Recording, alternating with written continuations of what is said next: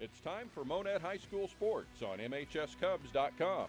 Tonight's game is sponsored by 3D Corporate Solutions, Friendly Tire, Bass Equipment, EFCO, Coast to Coast, Scott Smith Farmers Insurance, Shane's Heating and Air, Freedom Bank of Southern Missouri, Vaughn's JDV, Bennett Wormington Funeral Home, the Monett Times, the CPA Group, Andy Brandt Shelter Insurance, Tyson Foods, Wintech, Post Electric, Randall, Mosry and Randall, Play Power, Blouse Family Dentistry, Industrial Machine and Engineering Company, First State Bank, Lance Metlock, Missouri Farm Bureau, Grand Tire, Race Brothers Farm and Home Supply, Nestle Road and Roberts, Jimmy Mitchell Motors, Architectural Systems Incorporated, Quick Draw Gun, K Concrete, Price Cutter, Schreiber Foods,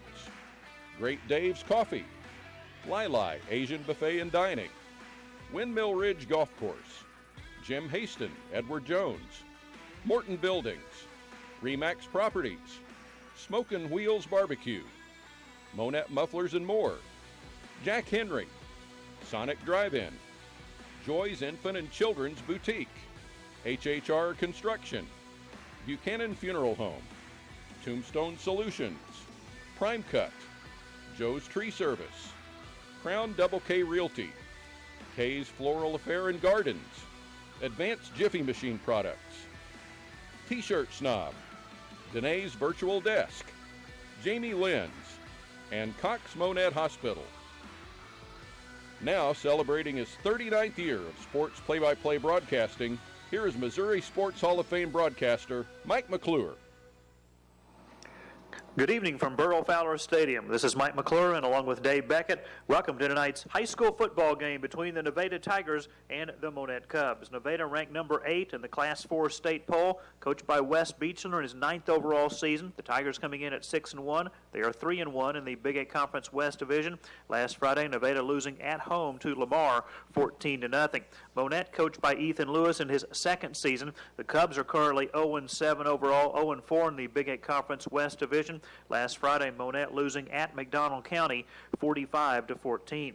We will come back and start our pregame visit with Monett football coach Ethan Lewis after this timeout. You're listening to Big 8 Conference Football on MHSCubs.com.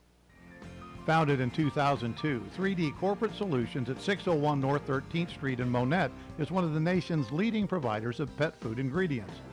At the core of our business is a value-added, all-encompassing package not available anywhere else in the industry. Our partners choose us time and again because we resourcefully offer them a comprehensive array of products and services. Our team's professional experience allows 3D Corporate Solutions to create, produce, and manage all aspects of pet food ingredients for each unique partner's specific needs. Friendly Tire at 703 West Highway 60 in Monett is proud to feature Yokohama tires. Yokohama's product line has expanded beyond its highly respected racing tires to include excellent all-season passenger car, crossover, SUV, and pickup tires, as well as all-terrain and mud-terrain tires. Check out the Yokohama Avid Ascend, the most advanced grand touring tire ever. Friendly Tire is open weekdays from 8 a.m. to 5 p.m. and Saturdays 8 a.m. to noon. Stop in today for great customer service. A multiple Gold Cup winner as Missouri's best small daily newspaper, the Monett Times is your most trusted source for local news. For up-to-the-minute news and information, visit their website, monett-times.com, or follow them on Facebook and Twitter. Call 417-235-3135 to purchase a subscription or place a classified ad, or stop by the Monett Times office at 801 North Lincoln. The Monett Times, your hometown area newspaper since 1899. Founded in 1951, EFCO in Monett is a leading manufacturer of architectural aluminum, window, curtain wall, storefront, and entrance systems for commercial architectural applications. EFCO welcomes opportunities to build on its commitments to technology, innovation, and total satisfaction by keeping pace with the evolving needs of our customers. We want you to be a part of our team. Apply online, fcocorp.com/aboutus/careers. EFCO is an equal opportunity employer. Monett Cup football brought to you by 3D Corporate Solutions at 601 North 13th Street. Friendly Tire, 703 West Highway 60, featuring Yokohama tires. Thank you to Mark Witt. The Monett Times at 801 North Lincoln. Purchase your subscription today. And EFCO, founded in 1951, their main office at 1000 County Road in Monett. You can apply online to join Team EFCO. Starting our pregame visit with Ethan Lewis. Tonight it is Monett and Nevada on senior night. The Cubs coming off a loss to McDonald County 45-14. It was a great start to the game, a good finish to the game, and otherwise your kids just battled, and I know it wasn't the outcome you were looking for. Yeah, I mean, definitely, obviously, you want to be on the right side of those things, but, like I said, proud of their effort to start the game, proud of how they competed, especially at the end of the game, depending on how, you look at the score, and sometimes you wonder if they're going to compete, and they did, and they answered the bell in the second half, and so all those things are good. Obviously we had a little bit of a rough second quarter. I think it's kind of been a theme, so we got to make sure we do a little better job in that second quarter. There is no better sport than football as far as size matters, and McDonald County's size up front just kind of wore Monett down at 270, 235, 285, 245. Toby Moore in particular was just a really special offensive lineman. Yeah, I mean, they definitely have a handful of guys up there that are definitely not undersized, to say the least, and for us that is a little undersized up front. It definitely does wear you down a little bit, but overall, I was, again, still proud of the way they competed defensively. I thought we did a good job, and so we're excited to see, how we look in the next week. Yeah. The kids continue to have excitement in practices. I was able to come by, and again, the enthusiasm is there. Nobody wants a win more than those kids and the coaches. Oh yeah, no, absolutely. I mean, the kids definitely want the win, and hoping to see if we can get one tonight. Well, hopefully we're able to make that happen. And senior night, there's a reason to play tonight, and so. But yeah, like you said, I mean, the practices are still good. I mean, we had a great practices this week, and so we're really excited to see. Hopefully it translates to a Friday night victory. We'll come back and get a scouting report on the Nevada Tigers in a minute. You're listening to Monett Cub Football on MHSCubs.com. Coast to Coast is proud to carry Steel equipment. We're proud that much of Steel's legendary gasoline-powered outdoor equipment, from trimmers to chainsaws, is built right here in America. Working as hard as you do to get the job done. Real Steel. Find yours at Coast to Coast, 500 South Kyler in Monett. A majority of Steel gasoline-powered units sold in the United States are built in the United States, from domestic and foreign parts and components. When you're dealing with life's ups and downs, it helps to know the ins and outs of insurance.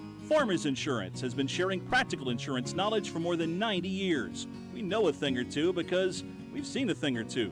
Contact Farmers Insurance agent Scott Smith in Monett at 417-737-7444 to find out how he can help you protect the things that matter the most. That's Scott Smith at 417-737-7444 or visit his office at 103 Cleveland.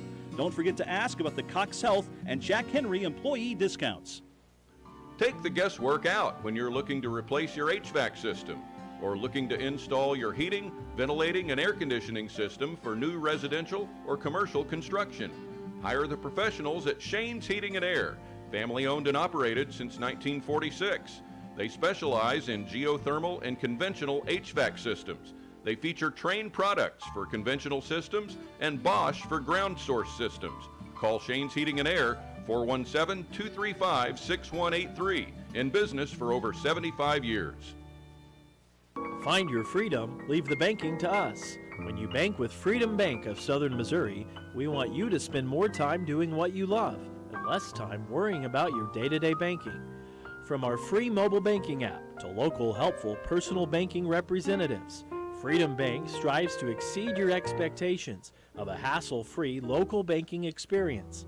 Banking on freedom for generations to come. Freedom Bank of Southern Missouri, member FDIC, equal housing lender.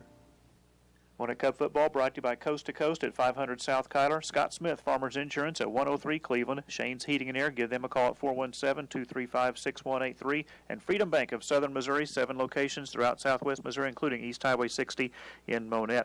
Monett and Nevada tonight. The Tigers coming off a loss to Lamar, 14-0. The stat of that ball game, They were done in an hour and 45 minutes. It was almost 2 running teams. There was only 2 touchdowns scored. Nevada shut out for the first time in 4 years. And just your thoughts on the Nevada Tigers? Well, I mean, they played Lamar. Lamar's as tough a team as there is in town. So, I mean, I definitely am never surprised when a Lamar game looks like that. But at the same time, I mean, Nevada's obviously a very good running team, and I mean, played a very talented team. Last Friday, so we'll see how we're able to match up. Obviously it's another running versus running team, so hopefully we're able to maybe make it a little longer and maybe a few more touchdowns. Jack Chaney, their workhorse, 120 carries, almost 1,200 rushing yards, 18 rushing touchdowns. They have 3 backs that are averaging over 9 yards per carry. They are an explosive running team. Yeah, no doubt. I mean, they do a good job. It's kind of a student body left, student body right stuff. It's old school football at its finest, and there's no better coach to coach that than Coach Bichler. So I'm not surprised that they do it, and they do a great job at it. What else do you see about them on film on offense, whether that's their line or their schemes? Yeah, I mean, obviously, bringing a lot of bodies at you at once. I mean, they, everything kind of starts up front with number 55. I mean, he does a great job, and he's obviously a big physical kid, so I'm certainly going to have our hands full with him. And then obviously, the trio in the backfield does a great job as well, and the quarterback does a great job of just getting guys the ball. And so, I mean, overall, it's a pretty balanced team as far as distribution of the ball and where the ball's going. But definitely a run-first team, so hopefully we're able to rear our heads back. Yeah, they definitely don't throw it a lot. Braden, 17 of 31, 258 yards, 3 touchdowns, couple of interceptions. But again, you still got to always respect. It's not like you can continue to put 10 in the box. Sure, yeah, no doubt. And that's definitely one of those things where they're not afraid to throw it. So they will if they need to.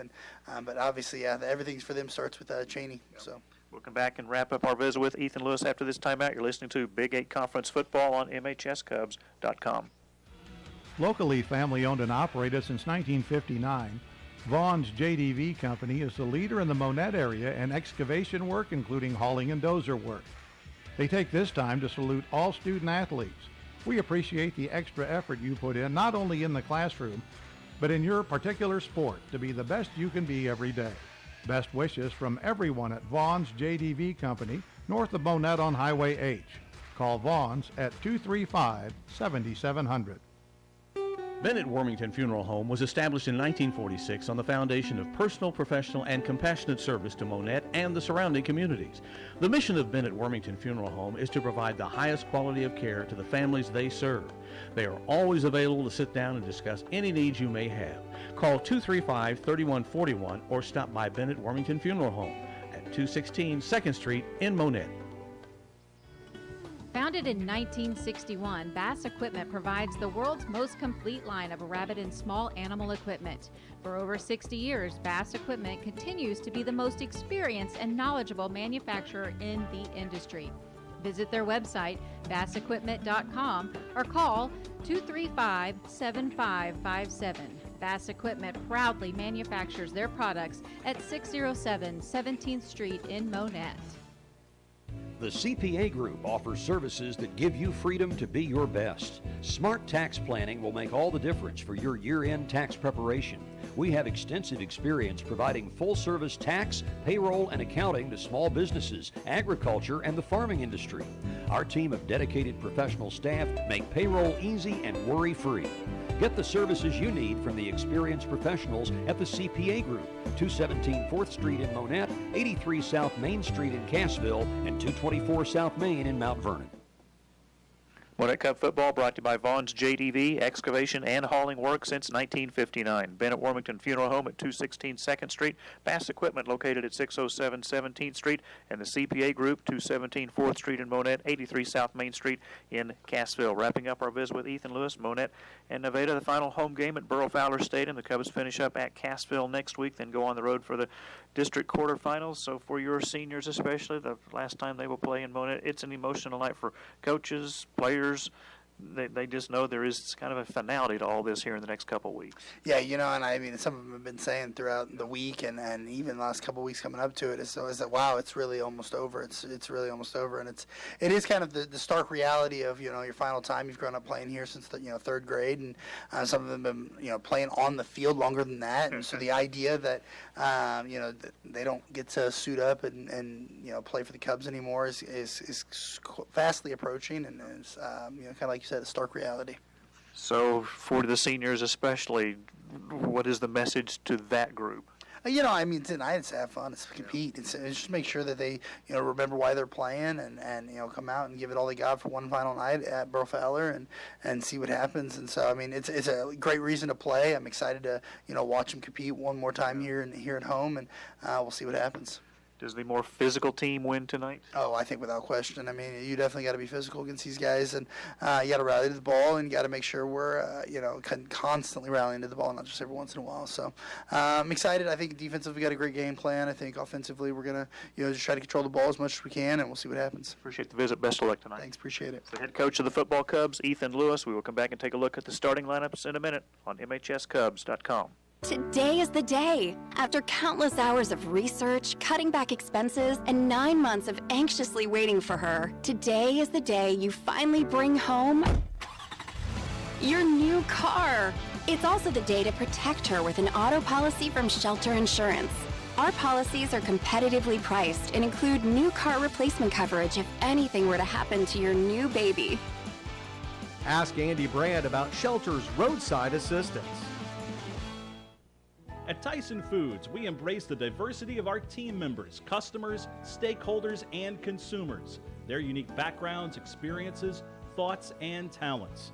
Everyone is valued and appreciated for their distinct contributions. Our team members' health and wellness is very important to us. We believe in helping our team members thrive inside and outside of the workplace. Check out TysonFoodsCareers.com. Tyson Foods Monett is an equal opportunity employer. Wintech, with facilities in Monett and Cassville, is an employee-owned company specializing in the building materials industry. Wintech's product lines range from vinyl and aluminum window systems to HVAC doors and commercial louvers. Our newest divisions consist of installation and testing services and logistics. If becoming a part of an employee-owned company is for you, feel free to stop by Wintech's Monett office at 201 Industrial Drive or go to wintechinc.com and click on the Careers tab. Wintech is an equal opportunity employer. When you need professional electrical services for your residential, commercial, and industrial properties, contact Post Electric. You can also trust Post Electric to provide you with electrical solutions for your new construction project. You can rest easy knowing that we offer a 1-year workmanship warranty and emergency service on all electric services. Our local family-owned and operated business has been proudly serving all of Southwest Missouri with locations in Branson and Monett. For a free estimate, call Post Electric at 417-846-7100. Monett Cub football on MHSCubs.com, brought to you this evening by Andy Brandt, Shelter Insurance on East Highway 60 next to Remax Properties. Tyson Foods, check out the website TysonFoodsCareers.com if you'd like to join a Fortune 500 company. Wintech, an employee-owned company, locations in Monett and Cassville, job openings in Monett and Cassville. And Post Electric, give Ryan Post a call at 417-846-7100 for all of your electrical needs, both inside and outside. Mike McClure, joined tonight by Hall of Fame broadcaster Dave Beckett. It's 59 degrees on this comfortable Friday evening with west winds at 11. Cubs will have their hands full tonight against a very, very good Nevada Tiger football team that comes in ranked number 8 in Class 4, had their first loss of the year last week to the Lamar Tigers. They were shut out 14-0, a team that comes in averaging about 353 rushing yards per game. Well, I tell you what, 59 degrees, I'll take that any time on week 8 of the football season, because I can remember numerous seasons when week 8, you've got all the clothes you've got on, trying to have a heater in here and everything else, and still can't keep warm. So 58 degrees is perfect football weather and for the players. And talking about theirs, as far as last week, I cannot believe Nevada was shut out 14-0, but Lamar is a very fine team, but still, Nevada is too, and the road doesn't get easier for the Cubs as the gauntlet of the Big 8 continues tonight versus the Nevada Tigers. And I can't believe they kicked off at 7 and finished at 8:45. Lamar and Nevada, an hour and 45-minute football game last Friday because nobody threw the ball and there was just 2 touchdowns scored. One was on a punt return. Keep it on the ground. Don't make mistakes, which most of the time those two teams most of the time do not.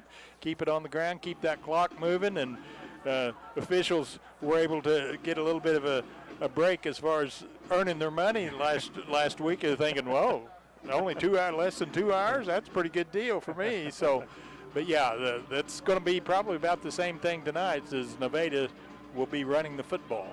Elsewhere in the Big 8 tonight in the West, Cassville at Lamar, Seneca hosting McDonald County. The crossover game is Aurora at East Newton.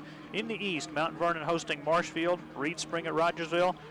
And the 2 0-7 teams meet. Hollister at Springfield Catholic. Either the Tigers or the Fighting Irish will celebrate win number 1 tonight at Swiss Helm Field. Here tonight it is Monett and Nevada. We'll continue our countdown to kickoff show after this timeout on MHSCubs.com. And a reminder, you can watch us on the YouTube channel, Monett Cubs Live. Do you need a lawyer's advice? Are you having legal difficulties? Randall, Mosry, and Randall at 405 East Broadway in Monett are general practice attorneys specializing in personal injury and criminal law. They have a solid reputation as effective legal practitioners and possess over 80 years of combined experience on which to draw. You can depend on Randall, Mosry, and Randall to get the best possible results. To improve your outcome, call 235-8688. The choice of a lawyer is an important decision and should not be based solely on advertisement. Families that play together stay together. At Play Power, we're a family of brands dedicated to enabling people of all ages to experience the power of play. Together, we're a world leader in producing premier recreation equipment, from commercial playgrounds to floating boat docks. We believe in providing fun, safe play solutions to our customers. Join us at Play Power on Highway 60 in Monett. Go to playpower.com, click on careers to see the current career job listings. Play Power is an equal opportunity employer. At Glaus Family Dentistry, your oral health is our primary concern. Dr. Michael Glaus and Dr. Tandy Mulheron want to make sure your teeth stay healthy, function well, and look great. From regular cleanings and exams to advanced restorative treatments, all of your routine dental needs can be met right here at 800 Cleveland in Monett. Call 235-5155 Glaus Family Dentistry. We are your hometown dental team. For 50 years at Jimmy Mitchell Motors, my family has been dedicated to making our customers the best deal. We work to combine a low price with a great selection of quality vehicles and top-rated customer service to give you the best buying experience. Our focus is to make sure you're satisfied with your purchase. That's what's kept us in business for 50 years, and we're committed to continuing on that tradition. At Jimmy Mitchell Motors, we're serious when we say nobody beats our deal. Monett Cub football on MHSCubs.com, brought to you by Randall Mosry and Randall Attorneys at Law, providing over 80 years of combined experience. Play Power, 878 East Highway 60. Experience the power of play. You can apply today. Glaus Family Dentistry, 8th in Cleveland. They are your hometown dental team. Jimmy Mitchell Motors, 555 South Elliott in Aurora. Shop online 24/7, jimmymitchell.com.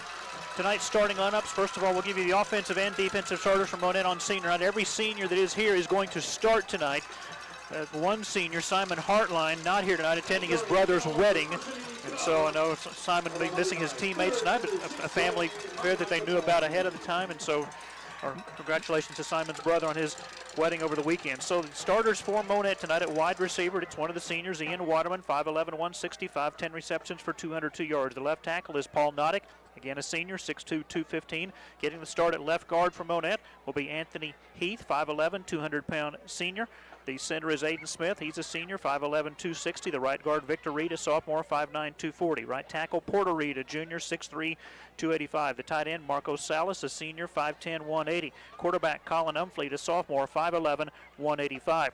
The slot backs, Bo Stevens, a senior, 5'10", 165, and Walker Brado, a junior, 5'11", 220. The fullback, Diego Baden, a senior, 5'10", 210. Defensive starters for the Monett.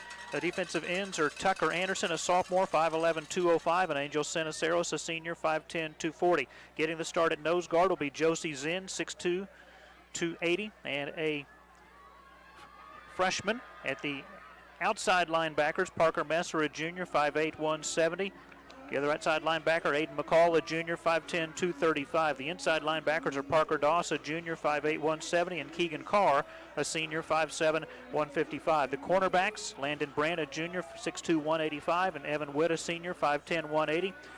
And the safeties for Monett tonight, Riley Ray, a junior, 5'8", 155, and Eric Chavez, a senior, 5'9", 165. That's a nice touch by Ethan Lewis to start all the seniors tonight. Get the seniors a chance to come out here and play in their last game here at Burrow Fowler Stadium and get a chance to start if they weren't already. So that is a nice touch. And taking on the Nevada Tigers. Nevada and Monett's got quite a history. Of course, Nevada was a long-time Big 8 member from 1928 until like in the early 80s.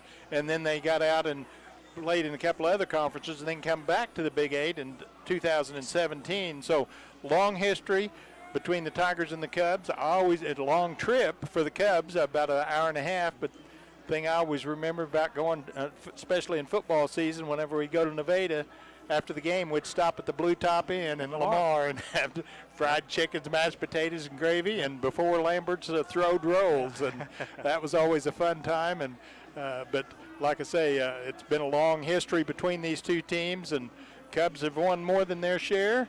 But tonight it's going to be take a really valiant effort for the Cubs to be able to come out and beat this outstanding Nevada Tiger team. Well, again, more conference changes coming out this week as the new Ozark Mountain Conference will be debuting with 6 teams, and it includes 2 current members of the Big 8 Conference, Marshfield and Logan Rogersville.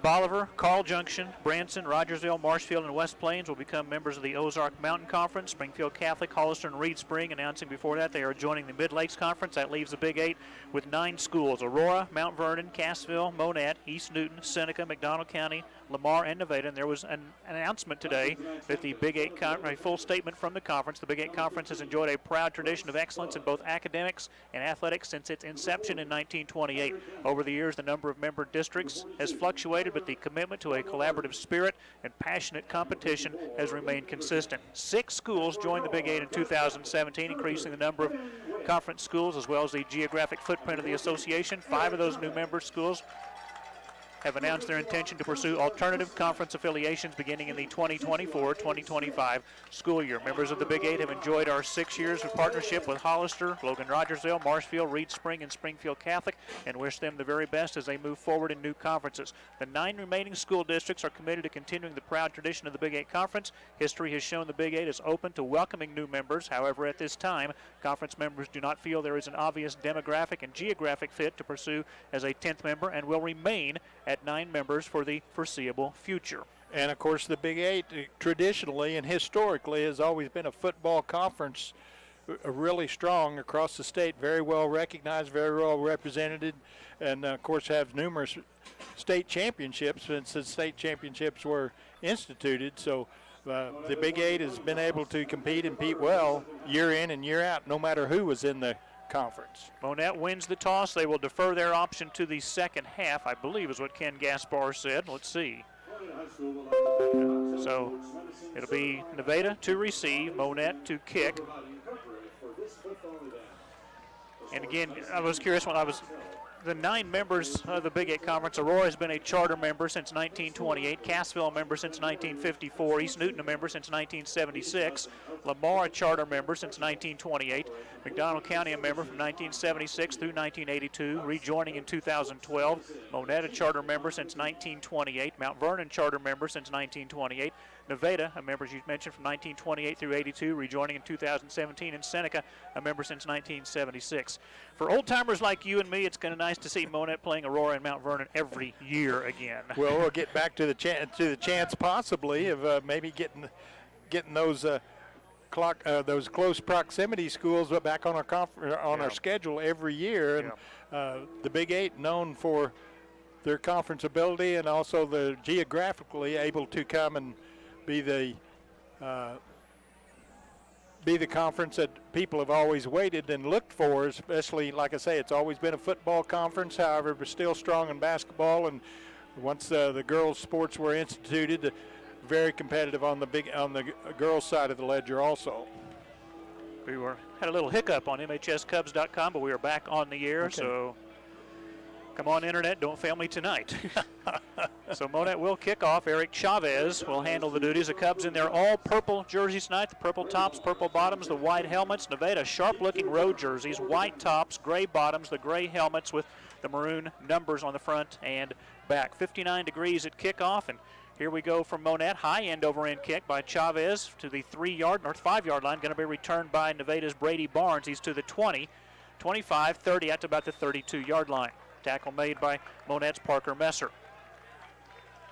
So the Cubs kick off, and Collins and Messer in on the stop there for the Cubs, and Nevada will start the ball game at their own 32-yard line. And what are they going to do but run behind their big lineman? Is sure you'll talk about that big lineman as we go along. If you are here in the stands, if you're watching on the YouTube channel, Monett Cubs Live, that big lineman is number 55, the left guard Talon Chandler, going to go play for the University of Colorado Buffaloes.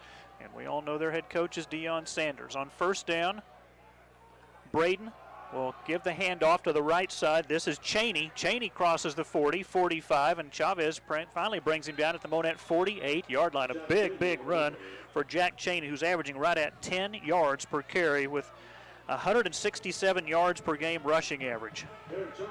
And Cheney comes to the right side, and following guess who's block, who pulled from the left side of the offensive line, coming to the right side, and leading the block was Chandler, and Cheney was able to get all the way down to the 48-yard line of the Cubs on the first play. On first down, single running back.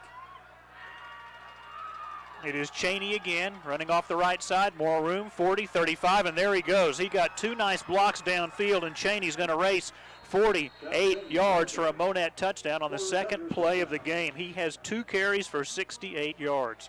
Just as advertised, Nevada goes to the power running game, and two plays is all it took them to score. Is they able to find the hole, and Cheney, the running back that he is, was able to squirt through that hole, be basically untouched all the way into the end zone on a 48-yard run. So a couple of first downs for Nevada as well. And now for the Tigers, they'll line up for the extra point.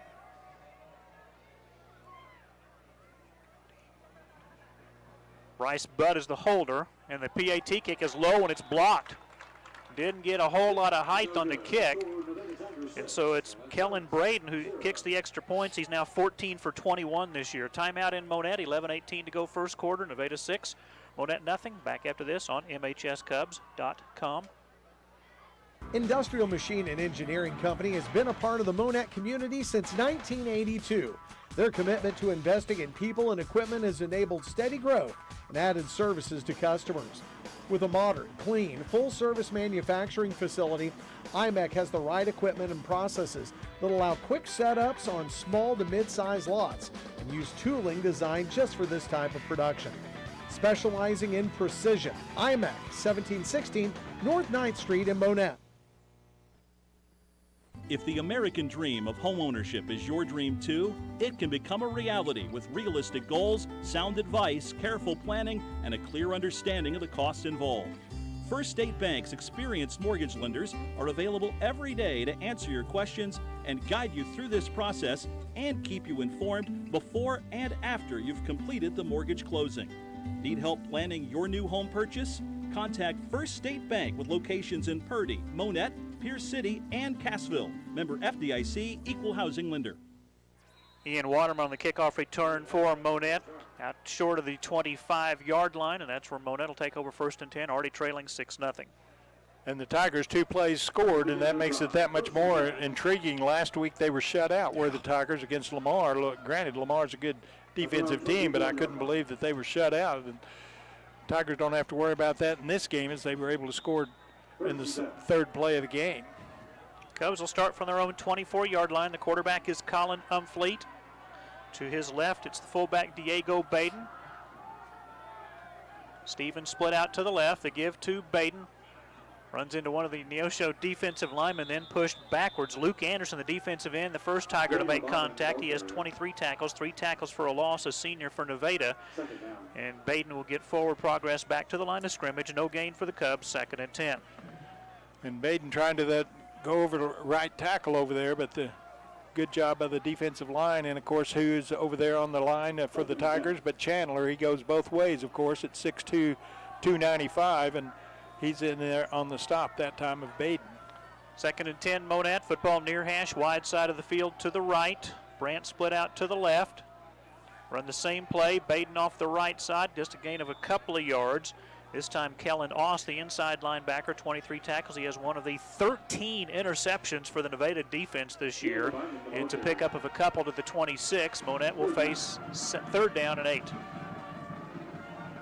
So the Cubs sticking to the running game. The first 2 snaps from center has had the kickoff with Waterman and picked up about 6 or 7 yards on the kickoff return, and then picked up 2 on the 2 plays previous have the Cubs. Waterman and Brandt check out. 3rd and 8, Monett throwing 26, trailing 6-0. They give it to Stevens. Stevens going to try to reverse his field, and he is slammed to the artificial turf around the 21-yard line. That will be a loss and bring up a punting situation. The tackle made this time by Nevada's Aiden Pryor, who was their leading tackler this year. 43 tackles, including 28 solo tackles. Cubs trying to go a little bit of misdirection that time, and the flow was to the left, and coming back to the other side was Stevens, but didn't fool the defensive unit of the Tigers, and the Tigers drop him for a loss. It's 4th down. Andy Brandt to punt. Deep for Nevada. Bryce Budd. Low line drive punt will take a Monett bounce. Budd will field it at the 44-yard line, and about a 6-yard return to the 50 before he's driven out of bounds there. So a short punt. 34 yards. And then a return back right to midfield, and the Tigers, of course, scored on the first 2 plays, as we've already talked about, and lead 6-0 here is the second possession here for the Tigers of this ball game. Football right on the 50-yard line. Sophomore quarterback Kellen Braden completing 55% of his passes, but just 31 attempts, 17 of 31, 258 yards, 3 touchdowns, 2 interceptions. On 1st down, play action. Braden's going to throw. Pass downfield is caught. That is the tight end Tyler Longobardi, who has 4 receptions for 59 yards this year. This will be short of the 1st down, bring him down at the 42-yard line, a pickup of 8. Chavez in on the stop for the Cubs, but a pickup of 8 as they go to the air for the first time to the Tigers. Not very many times. I think only gone 35 times, something to that effect. For Braden, just his 32nd pass attempt of the year. So 2nd and 2, Nevada. Boy, they really line up tight. Cheney in the backfield. He goes in motion. There's movement, and flags come out. Changing cadence by the Tigers and draws the Cubs off sides. And well, you say that Cheney may have been a false start. No? Okay. Yeah. That's going to be a 5-yard penalty against the Cubs. And result in a Nevada 1st down. But yeah, the Nevada lines up in a 2 double tight end and just say, stop me if you can. We're going to run the ball more than likely. And until you stop me, we're not going to go to the air, even though they have gone 1 time in this ball game. But another 1st and 10 for the Tigers. 8:24 to go, 1st quarter. Monett trailing 6-0. 1st and 10, Nevada from the Cubs 37. They run the misdirection. The handoff goes to Budd. He's got room off the left side in a 1st down. Cubs finally bring him down around the 21-yard line. Bryce Budd, 39 carries, 399 yards, 5 touchdowns, a long run of 65 yards. That's the longest run from scrimmage this year for Nevada, except for that the 2 carries. It wasn't the long carry. That's a gain of 22 yards and a pickup of 15. And, of course, another 1st down, and following the block of Chandler in there, the left guard for the Tigers. So 1st and 10, Nevada from the Cubs 22. Tigers up 6-0, 8 minutes to go, 1st quarter. Again, Budd in motion. They fake the handoff. Keeper by the quarterback, Braden. Braden going to be just short of the 1st down. Cubs bring him down as he crosses the 15. They might give him the 13-yard line. First carry for the quarterback, Braden, at this ball game, and faked it to Cheney going up over to the left side, and then keeps it on the quarterback draw and picks up 9 yards. 2nd and 1, Nevada at the Cubs 13, now inside the Monett red zone. 7:29 to go, 1st quarter. Nevada leading 6-0, knocking on the door. Cheney, the running back. Braden out of the gun. Play action, rolls right, has time, pass downfield, deflected, incomplete. Getting a hand on that pass was Parker Messer. And it was 2nd and short there, and a gamble down for the Tigers trying to go for maybe a touchdown pass there, but good job by the Cubs, and Messer getting a hand on it, knocking it to the ground, and it's going to be 3rd and short. Clock stopped on the incomplete pass. 7:17 to go first quarter. Nevada 6, Monett nothing. 3rd and 1, Nevada at the Cubs 13-yard line. Football on the far left hash, wide side of the field to the right. Nevada has 2 receivers to the right side. Braden gives it to Cheney, but there are flags which will stop the play. Motion penalty against the Tigers. So it'll be a 5-yard penalty. So rather than 3rd and 1, it's going to be 3rd and 6 now. The ball resting at the 18-yard line of the Cubs. Nevada on top, 6-0. Both teams guilty of a 5-yard penalty here in the first quarter. 3rd and 6. Nevada sends 2 receivers to the right. Farthest receiver out to the right is Caden Klump. Cheney remains in the backfield. Kellen Braden gives it to Cheney, trying to get inside, fumbles the football. The Cubs had a chance to get it, but the Tigers were right there and got on the ball. Is coming up to try to make the stop was a Cub defender and got a hand on the ball and knocked the ball loose, and Tigers lose about a yard or 2. Well, they're going to lose 2 back to the 20, and did they ever get the handoff that time too? Yes, to Cheney. Cheney. So he loses 2. The fumble, while it was recovered by the right guard, Camden Williams. Nevada going for it here on 4th and 8 from the Cubs 20. Give to Cheney. Hard run off the right side. He'll have a first down inside the Cub 10, close to the 9-yard line. So on 4th and 8, we're successful on picking up the needed yardage for the 1st and goal situation for the Tigers, and it's going to be 1st and goal at the 7 or 8 yard, I guess the 8-yard line. Called the 8, where they're going to mark it. Pickup of 12 for Cheney. So the 4th down gamble Down pays off. That's already 5 first downs for Nevada. 6 minutes to go first quarter. Nevada up 6-0. 1st and goal for the Tigers at the 8. Again, football on the far left hash. Play action. Braden throwing into the end zone. Incomplete. Longobardi, the intended receiver, to be 2nd and goal.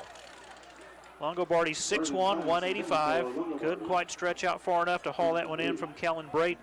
And the Cub defensive backs were back there in pretty good shape and denied the reception to the Tigers in the end zone. So it's going to be 2nd and 8 from the 8 for the Tigers. Should be a huge defensive stand here for Monett if they can keep the Tigers out of the end zone. 5:46 to go first quarter. Nevada a 6-0 lead. Nevada 2nd and goal at the Monett 8. Bryce Budd kind of a slot to the right.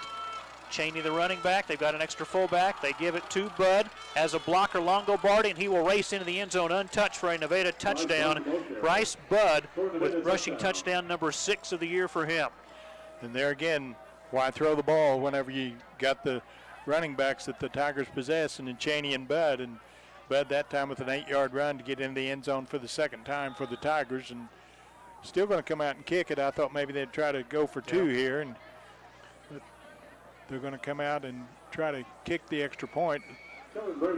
Kellen Braden 14 for 21 in PAT kicks. Bryce Budd is the holder.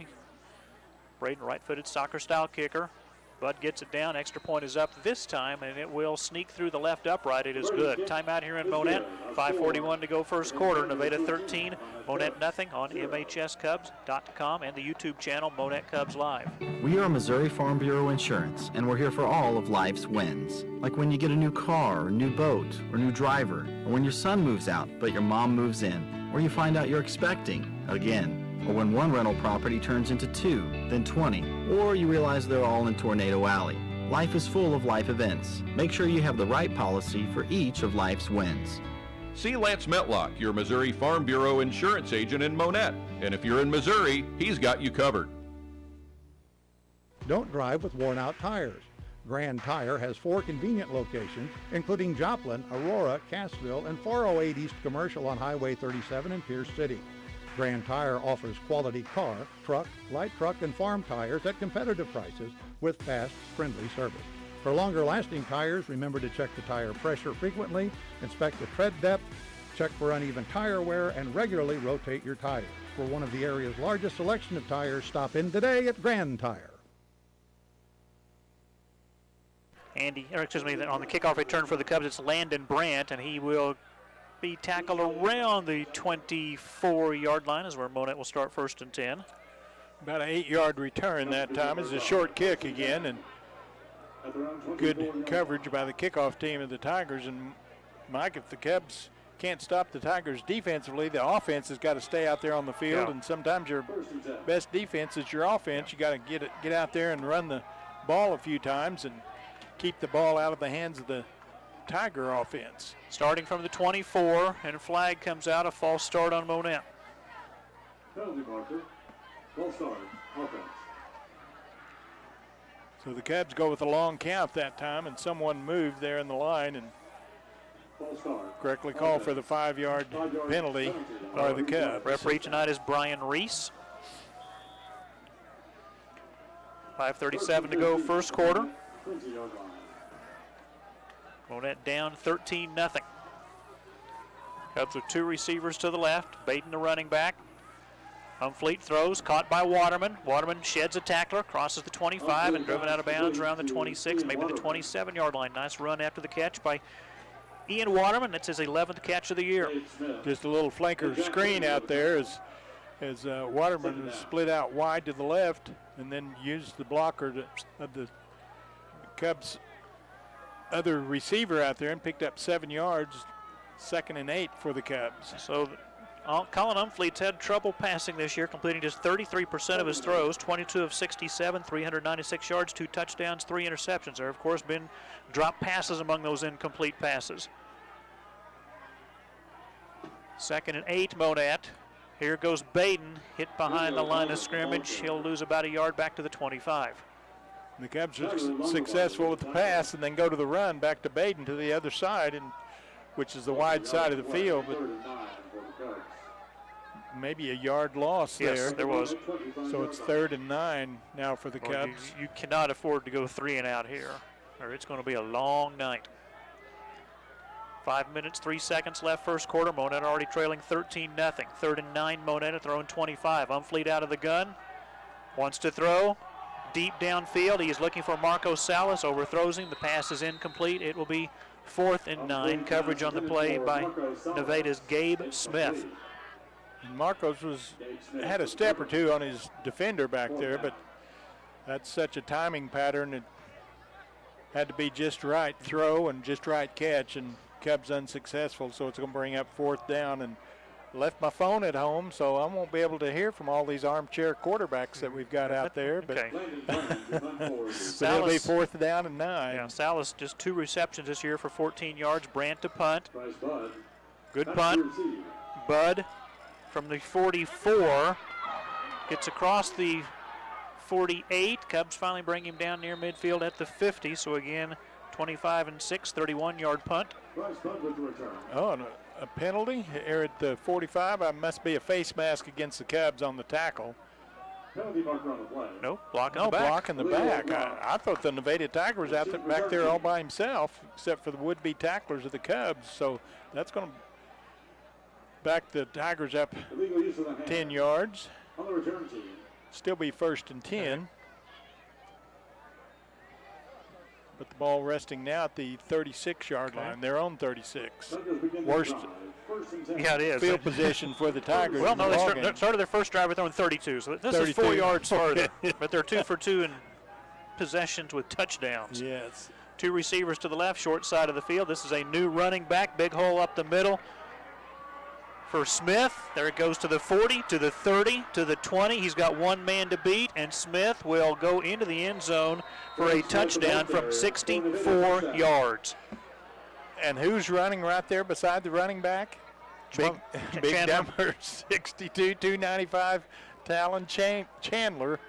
And you can see that the talent that young man's got is he's out there outrunning didn't have to block. He was just out there just in case he did, and beat his running back to the end zone.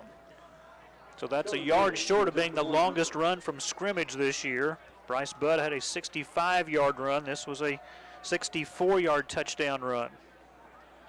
Kellen Braden on for the extra point. Good snap. Kick is up. The extra point is good. Timeout in Monett. 4:30 left in the first quarter. It's now Nevada 20, Monett nothing on MHSCubs.com. Race Brothers Farm and Home Supply carries a complete line of farm and home supplies, including clothing, electrical, plumbing, lawn and garden, outdoor power equipment, tools, truck accessories, pet supplies, cattle handling equipment, farm fencing, toys, and much more. You'll find your service outstanding whether your needs are for home or acreage in the country. Family owned and operated since 1971, Race Brothers features 3 locations, including Springfield, Carthage, and South Highway 37 in Monett. You'll like the way we do business. Tell a friend.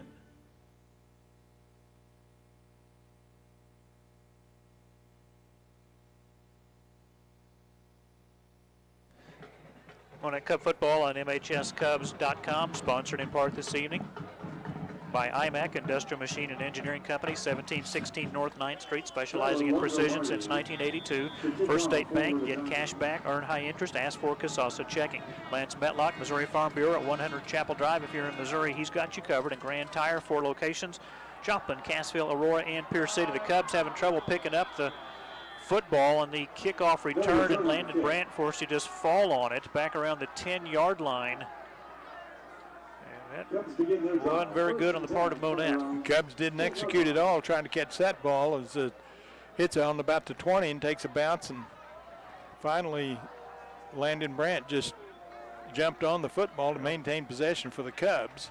So 1st and 10 from their own 10, and now trailing 20-0. Sponsored in part by Race Brothers Farm and Home Supply. Locations South Highway 37 in Monett, as well locations in Carthage and Springfield. You'll like the way they do business. Tell a friend. Umfleet out of the gun on first down. 2 receivers to the left. That's Waterman and Stevens. Handoff to Diego Baden. Got a little room off the right side. And Diego tackled at about the 14-yard line. Will pick up 4. Best run from scrimmage for Diego so far in this ball game. He's able to pick up those 4 yards. Very hard earned in there, but did get the Cubs those 4 yards. 2nd and 6 now for the Cubs from their own 14-yard line. Monett trailing 20-0, 4 minutes, 3 seconds left in the first quarter. 2 receivers to the left will be Brandt and Waterman. Football on the far right hash, wide side of the field to the left. Monett moving from right to left in the first quarter. Keeper by Umfleet being chased. Tries to avoid the sack and can't. Tackled at the 6-yard line. And Colin, if he could have just escaped that one man, could have picked up maybe 5 or 6 yards that time, but a shoe top tackle that time, and a loss of what? 8 on the play. So it's going to be 3rd and 14. Colin was close to escaping that tackle, but could not quite get away. 3rd and 14. Monett trailing 20-0, 3:14 left in the opening quarter. 3rd and 14 Monett. Cubs back at their own 6. Handoff to Diego Baden, maybe just a yard to the 7. Cubs are going to be forced to punt deep in their own end of the field. Henry Campbell on the stop for Nevada. And looks like the line of scrimmage is going to be about the 7-yard line. Cubs need to get a good punt away here to try to deny the Tigers field position here. Monett 13 yards of offense in the first quarter with no first downs. Bryce Budd standing near midfield. Landon Brandt standing about 5 yards deep in the end zone. High punt. Budd will come up and field it at the 39-yard line. He's got room off the left side, inside the 30, inside the 20. Gets away from Evan Witt, lowers his shoulder, and he's going to finally be brought down at about the 1 after a 32-yard punt. Right at the 1-yard line. It looks like that's where it's going to be, and that's what happens when you don't cleanly field the kickoff and you get pinned deep in your own end zone or down towards your own end zone, and then have to punt the ball away out of your end zone. And a 31-yard return down to the 1 for the Tigers, who already lead 20-0. Wow. So yeah, 32-yard punt. 38 on the return, and it's 1st and goal, Nevada at the Cubs 1. Tigers already up 20-0, 2:09 to go first quarter. Give to Cheney. makes a move inside and scores a touchdown for Nevada. Nothing complicated there, just hand off to Cheney on the straight dive play. Just needed one, and that's all he got, and got into the end zone to extend that score to 26-0 over the Monett Cubs. Scoring drive, 1 play, 1 yard, and 2 seconds. And again, nothing fancy from the Tigers here as far as they just run up and play power football and stop us if you can, and the Cubs have been unsuccessful every time the Tigers have touched the ball thus far. They will go for 2 here to try to go up 28-0. Out of the Wildcat, the snap goes to Grady Stewart, and he's into the end zone for the 2-point conversion. So Grady Stewart, the 2-point conversion run. 2:06 to go in the first. Nevada 28, Monett nothing. Back after this. Since 1988, Nessel Road and Roberts Optometrist, a member of Vision Source, has been the leader and preferred provider of quality vision care products and personalized optometry services. Dr. Jerry Roberts, Dr. Michael Roberts, and Dr. Aubrey Roberts are committed to improving the quality of life of persons in your community through enhanced vision. Nessel Road and Roberts has 3 convenient locations: 5th and Cleveland in Monett, east side of the square in Mount Vernon, and Bridgeport Plaza on Highway 39 in Shell Knob. Monett Cub football brought to you by Nessel Road and Roberts Optometrists. Thank you to Dr. J.D. Roberts, Dr. Michael Roberts, Dr. Aubrey Roberts. Locations in Monett, Mount Vernon, and Shell Knob. Asking you, how clear is your vision? Maybe that Mount Vernon location got some ribeye steak sandwiches today. Apple butter making days. If they didn't, they should be sorry, because they were awfully good. And Tigers here are going to kick off again, and Cubs having a tough time getting any offense generated thus far. Kickoff this time by Uche Imba. Returned by Monett to the 20, out to the 30, and dropped down at 30. The ball came out. Was the returner already down or not? Waterman recovers the fumble, so they ruled it a fumble. Monett fortunate Nevada didn't get that on the turnover. As Brandt was being tackled, a helmet come in and hit the ball and knocked it out of Landon's hands, and fortunately Ian Waterman was right there. So Monett still without a first down. They trailed 28-0, 2 minutes left in the first quarter.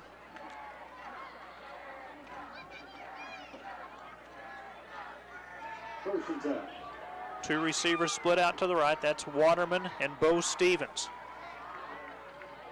Football in the near hash, wide side of the field to the right. Nevada rushing 5, a bad snap. Umfleet will chase it down, flag on the play. Umfleet will be sacked around the 10-yard line. He does get the pass off to Baden. Baden to the 30, out to the 35. There is, again, a flag on the play. This one probably coming back. I don't know how Umfleet got that pass away. No, I don't either. I thought he was just going to jump on the football, but credit Colin for doing the heady thing and picking up the ball and try to make something chop block against the Cubs is the call. So that's going to be brought back as it was positive yardage, but going to be negated. Right. 1:49 to go first quarter, 28-0 Nevada. Line of scrimmage was the 27. They're going to mark that all the way to the 14. So in essence, a 13-yard penalty.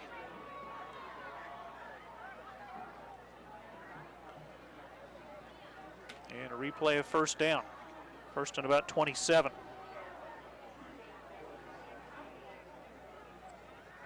It's 1:49 to go first quarter, 28-0 Nevada. The play clock just started a few seconds ago, so there's plenty of time here. I don't know what the delay was, so still more than 10 seconds left on the play clock, and the Cubs coming to the line. Nevada with 4 possessions, 4 touchdowns here in the first quarter. First and 23 now officially for Monett. Give to Diego Baden, looks for a block around the right end and won't get there. The first contact again coming from Nevada's Tyler Longobardi. It'll be a pickup of a couple out to the 16. Cubs trying to go to the outside over there and turn the corner, but Baden more of a power runner rather than a speed runner, and so Nevada Tigers just strung the play out until the rest of the Nevada defense came over and dropped Diego for just a short gain of 2. Gain of 2, so to the 16. Second and 20. Actually, might have given him the 17-yard line.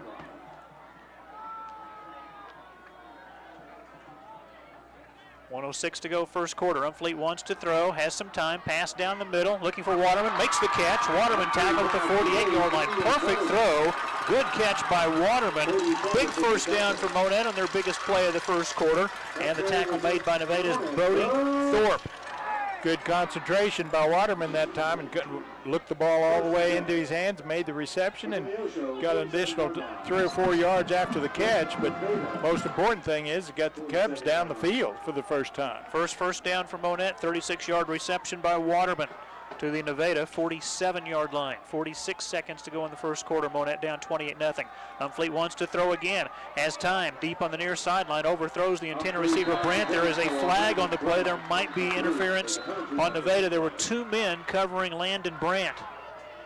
And Landon was kind of bumped as he was trying to go for the ball there. And, you know, could say it was an uncatchable ball, but we're in high school, and right. He was definitely bumped by the defensive back there. Was well, which way are they marking it off? Yeah, it's going to be against the defense. Should put it to the 32-yard line. First down. 15-yard penalty. Full play, first down. So the Cubs now at the 32-yard line of the Tigers. So a little bit of life for the Cubs, and we'll see if the Cubs can take advantage of a long pass play and then a major penalty against the Tigers. Didn't look good on 1st and 23, but they overcame that. Cubs now deepest penetration at the Nevada 32. Going to run to the right, Diego Baden. And again, just not a whole lot of room off the right side. Fortunate to get back to the line of scrimmage, and I think again we'll call the name of Talon Chandler. Stewart also there on the stop. No gain for Diego. So it's going to be 2nd and 10 for the Cubs. First quarter kind of winding down here. 28-0, Tigers on top. Peyton Dennison, Brian Mendez, 2 new defensive linemen for Nevada. Baden off the right side to about the 29-yard line. The pile may be moving forward to the 28. They're going to say forward progress to the 29 for a pickup of 3 and what will be the final play of the first quarter. Baden for 3 yards. Baden finishes the first quarter 8 carries for only 12 yards. At the end of 1, Nevada 28, Monett nothing on MHSCubs.com and the YouTube channel Monett Cubs Live. Architectural Systems Incorporated's mission is to serve as a full-service partner to our customers in the commercial construction industry. We will continually strive to improve, meet, or exceed our commitment to provide the highest quality products and on-time delivery. Our goal is to be your single source for everything from engineering to finished product. ASI is expanding. Apply online at asi-mo.com/careers. ASI is an equal opportunity employer. This is Brad Hawkins with Quick Draw Gun. I would personally like to invite you to come see us. You will find our staff very knowledgeable with a customer-friendly attitude. You will be treated fairly with accurate information and an honest deal. Our staff does not earn commission, but they would love a chance to earn your business. We are Missouri's highest rated Cerakote shop and offer custom laser engraving. We have shops in both Monett and Cassville, so please stop by and say hello. I personally guarantee your satisfaction and stand behind everything we sell and service. Quick Draw Gun, your hometown gun store. Monett Cub football on MHSCubs.com, brought to you tonight by ASI, Architectural Systems Incorporated, locations in Monett, Aurora, and Granby. Job openings at all 3 locations. And Quick Draw Gun, locations in Monett and Cassville, 601 South Cotter in Monett, 468 Highway 76 in Cassville, where they buy, sell, and trade. Underway in the second quarter, Monett trailing 28-0. Cubs facing 3rd and 7 at the Nevada 29. Umfleet wants to throw deep downfield, and it is broken up. The pass is incomplete, slightly underthrown, looking for Brandt, and coverage on the play by Gabe Smith. And of course the Cubs go for it here, down 28-0, even though it is 4th and 6 on the sticks over there. But pretty good pass play, just a good defensive defensive play by the Tigers that time. Quickly checking the scores from around the area as Monett here on 4th and 6, and Eric Chavez coming out for what would be a 46-yard field goal attempt. Might watch for the fake here. Evan Witt, the holder. 46 yards, are marking it at the 36. Chavez with the field goal, and it is going to be short. Not short by much, but 46, a long 46-yard attack. distance. Cubs come away just short that time. So again, scores from around the area. McDonald County leading Seneca 7-6 in the second quarter. Seneca number 2 in the state and unbeaten in the conference and overall. Nixa leading Republic 14-7. Mount Vernon leads Marshfield 21-0 second quarter. Aurora on top of East Newton 12-7 second quarter. Those just some of the scores around the Big 8. So the field goal was no good, and just like a punt in high school, coming back out to the 20. Yeah. So 1st and 10 for the Tigers there at their own 20, but lead 28-0. Still Braden at quarterback, and the Cubs want a timeout. Take it with them, 11:48 to go in the second. Nevada 28, Monett nothing. Back after this.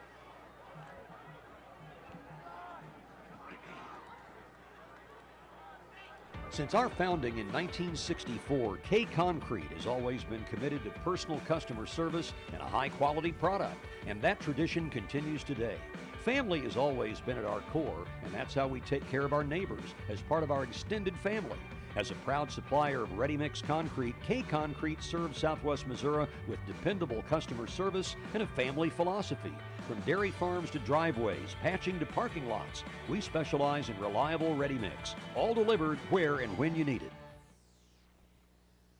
Price Cutter is the proud exclusive retailer of Show Me Beef, Missouri's best, born, raised, and processed in Missouri. This new line of local USDA Choice Angus beef products features superior craftsmanship and consistency that you can find in some of the finest restaurants. Show Me Beef and Price Cutter. Local matters. Shop from the comfort of your own home and let us do the rest for you with Price Cutter Curbside. Order online, by phone, or download our Shop Price Cutter app. Fill your cart, reserve your time slot, pay online. Try Price Cutter Curbside today. 1st and 10 for Nevada at the Tigers 20. Tigers 28, Cubs nothing. 11:48 to go first half. Give to a new running back for Nevada. This is Jet Snyder. He's across the 25 out to about the 27-yard line. New runner, same result, picking up big chunk of yardage out there on the first down. Going to give him 7 yards on the play. Yeah, well, they finally marked it out there. Okay. So it's 2nd and 3. They are deep at the running back position. Jack Cheney, Gabe Smith. We just mentioned we call the name of Snyder for the first time. On 2nd and 3, Nevada at the Tigers 27. Run a little counter play. This is going to be resulting in a first down, crossing the 35 all the way out to the 40-yard line. Good blocking downfield for Nevada. This will be Bodie Thorpe. Brandt and Reed in on the stop, but not before the first down yardage was achieved and more for the Tigers. Thorpe's first carry for 13 yards and a first down. The 7th for Nevada. So we've got Thorpe as a wingback, 13 carries for 76 yards with a touchdown. That was a yard short of his longest run from scrimmage this year. 28-0 Nevada, 10:40 to go second quarter. Tigers 1st and 10 at their own 40. Big hole for Jet Snyder, crosses the 50. Cubs finally bring him down around the 40-yard line. Eric Chavez on the tackle. Just straight up the middle, a little bit of misdirection that time. And the Tigers again picking up a big chunk of yardage all the way down to the Cub 38-yard line. And gain of 22 on the play for the Tigers. And that was number 4, Jet Snyder. Right.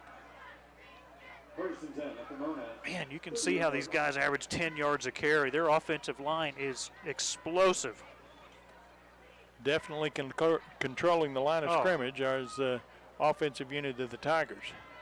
Already leading 28-0, 10:08 to go first half. Braden, again Snyder. Initial hit there by the Cubs linebacker Keegan Carr. And Snyder this time, one of the shorter gains, picks up just a couple. Porter Reed also in on the stop. It's a gain of 2 yards to the 36 for Jet Snyder. Good job by the defensive line that time, and coming up and making the stop after only a 2-yard gain for the Tigers. And again, Tigers have thrown the ball 3 times, I believe, attempted 3 passes, and one of them, 1 reception. Camden Ellis now in at a defensive end. Nose guard Aiden McCall. Run to the right side by Thorpe. Ray in on the stop there. Stretches out to the 31 for a pickup of 5. Richie Ray coming across and making the initial stop. Excuse me. Riley Ray, excuse me. Pickup of 5. Is there a flag? Yeah, there's a flag there at the 37-yard line. It's a hold against the Tigers. So we'll take that run off the board. Well, negate that play.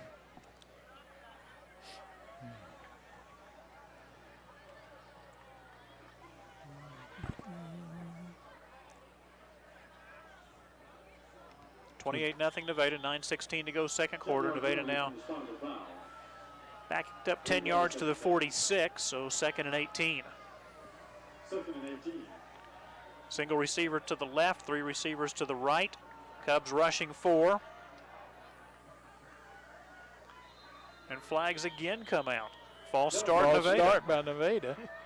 A little bit premature on the snap there. Another 5 yards, going to be no decision there because it's dead ball foul, and 5 yards will be marched off.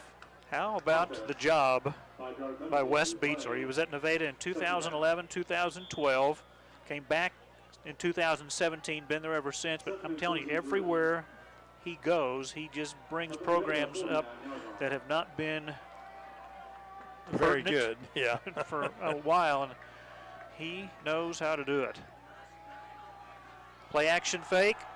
Braden going to throw a screen pass. It's caught to the 40. This is Bud out of bounds. Finally hit out there by Monett around the 30-yard line. That was Brandt on the tackle, but a great yardage after the catch by Bryce Budd all the way down to the Cubs 30. And the Cubs had him one-on-one there right about the line of scrimmage, but just could not bring him down, and so it's going to bring up 3rd down and 2. Yep.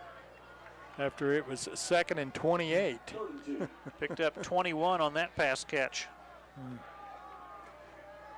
Trying to overcome that long penalty. 3rd and 2 Nevada at the Cubs 30. Here's Cheney. Gets outside. He's got a first down inside the 25. Makes a move outside to the 20. Chavez will try to bring him down, and with the help of a teammate, brings him down around the 13-yard line. Another first down for the Tigers, and the Cubs can't keep the Tigers from knocking on the door for the 4th time here. It's going to be 13-yard line of the Cubs. Gain of 17. 1st and 10. Cheney, 6 carries, 96 yards. He had the first 2 carries of the game for 20 yards and 48 yards for the touchdown.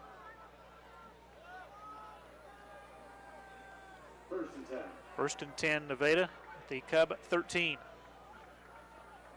Braden remains in the shotgun. The give to Bud, racing around the left end, cuts it outside to the left hash, tries to get away from Brandt. Brandt not able to make the stop. It's a touchdown. Yeah, finally fought into the end zone. Did the Nevada Tigers from the 13-yard line. Another touchdown for the Tigers. And that was Bryce Budd. 13 yards. Cubs got a hand on him about the 5-yard line, but couldn't stop Bud from powering his way into the end zone. 10th first down for Nevada. They're up 34-0. Still 8:13 to go in the second quarter. Braden on for the extra point. Low snap. They get it on the tee. The kick is up. It hits the left upright. It's no good. So 34-0 Nevada. 8:13 to go in the second. We're back after this. Our vision at Schreiber Foods, to do good through food. We recognize our responsibility to do good in the world and are driven to make a difference for our partners, our business, our customers, and our communities. At Schreiber Foods, we build lasting relationships based on collaboration, commitment, and trust. We're exceptional at the things that matter most: food safety and product quality, operational excellence, customer brand leadership, developing our people, and making Schreiber Foods an awesome place to work. It is a great day for some Great Daves. Have you tried a cup of Great Dave's coffee? Perhaps you would like a drink from the espresso bar, including cappuccino, latte, iced latte, or Americano. For something different, try the Uncle Whitey, Arnie, or Steamer. And did we mention the fresh Danish-style pastries? You can find the Great Dave's Coffee mobile trailer next to Dollar General on East Highway 60 in Monett. Follow their Facebook page for the latest information. 34-0 Nevada. Uche Imba will kick off. Low kick, picked up by the Cubs at the 34-yard line. This is Evan Witt, and about a 6-yard return to the 40. And they'll have pretty decent starting field position for a change here in the first half. And I would think the Cubs maybe go to the air a little bit more now that the last few times the Cubs have gone to the air. Colin Umfleet having some time to at least look downfield and try to pick up his receivers. And so 1st and 10 for the Cubs, who now trail 34-0 the Nevada Tigers. Sponsored in part by K Concrete, a proud supplier of ready-mix concrete. Price Cutter, 2150 East Cleveland, celebrating 56 years in the Ozarks. Local matters. The partners of Schreiber Foods Monett, their vision to do good through food, and Great Dave's Coffee on East Highway 60 next to Dollar General. Perfect way to start off the day with a hot cup of Great Dave's Coffee as well as a fresh Danish. It's just a 2-yard run on first down to the 42-yard line. Colin Umfleet was on the quarterback keeper. Okay. Picks up those 2 yards.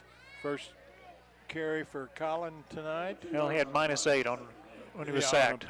On a pass situation, yes. So 2nd and 8 Monett. Cubs with just 2 first downs. Nevada with 10 first downs in the first half. 7:33 to go before halftime. 34-0 Nevada. On 2nd and 8, Umfleet again calls his own number, running straight up the middle. Forward progress to the 46-yard line, a pickup of 4, brought down by a host of Nevada tacklers. Cubs face, well, they're going to split it back at the 45, so a gain of 3, and it's 3rd and 5. 3rd and 5, 2 keepers by quarterback Colin Umfleet in a row that time, and picked up 5 yards on those 2 plays. I love it when the FAR official is standing on the 46-yard line, comes running in, and then they put the ball in the 45. 45, yeah. What's a play-by-play broadcaster to do?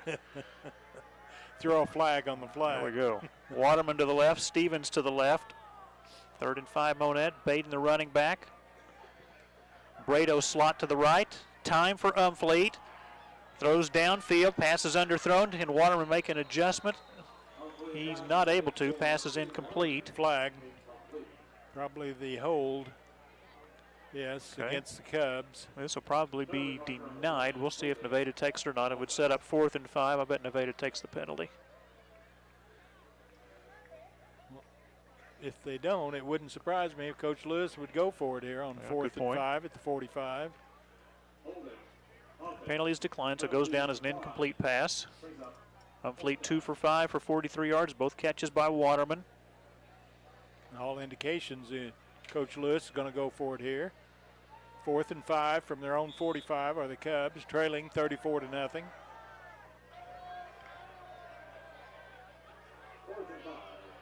Waterman to the left, Stevens to the left, Brado to the right, Baden the running back.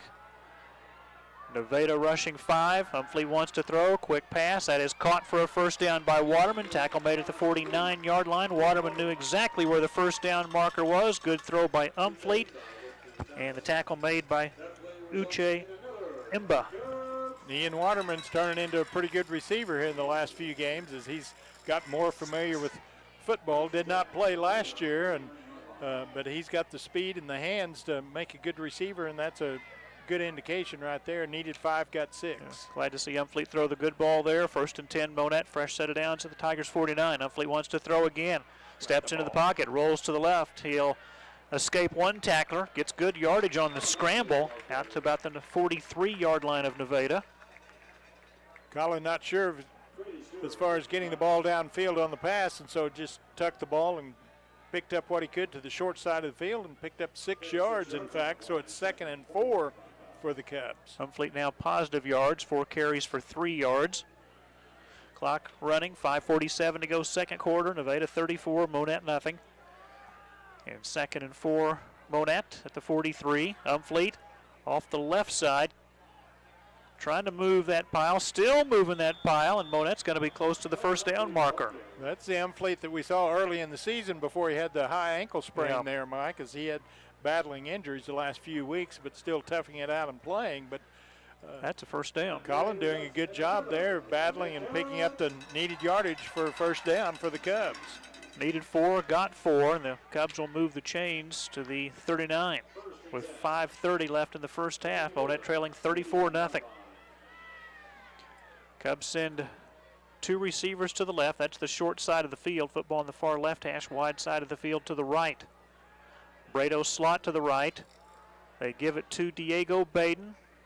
Runs into a pile of white Nevada jerseys. He'll be stopped at about the 37-yard line for a pickup of 2 to bring up 2nd and 8. So the Cubs going back to Baden that time after running Colin and running some passes. And Baden picks up 2. 14 yards rushing on 9 carries for Baden. Nessa rode in there for the Cubs now. Okay. He'll get the call. Running off the left side, chased from behind by Tyler Longobardi. Nessero to about the 33-yard line. Carson this year, 9 carries for 38 yards, just a freshman. Some good hard running that time by Carson, picking up 4 yards. They say 3rd and 4 for Monett. And of course, 4 down territory here for the Cubs, as we saw last time, went for it on 4th down at their own 45. Football resting on the Tigers 33. Monett needs to get to the 29 to move the chains. 4:08 to go first half. Monett down 34-0. 2 receivers to the right.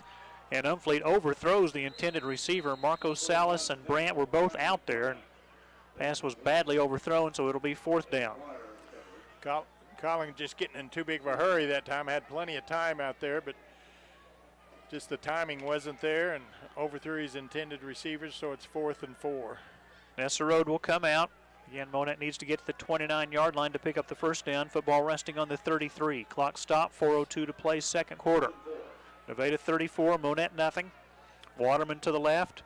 Brado slot to the left. Now they're going to move him back to the right. They'll bring a tight end in. That's Tucker Anderson on 4th and 4. Nevada showing blitz. And there is movement. There is offside on Nevada. That's going to give Monett a first down. Well, I thought the Cubs were guilty of a illegal motion that time. False start, 5-yard penalty against the Cubs, but no, it's going to offsides against the Tigers, and like you say, that's more than enough for the first down. It's their 5th.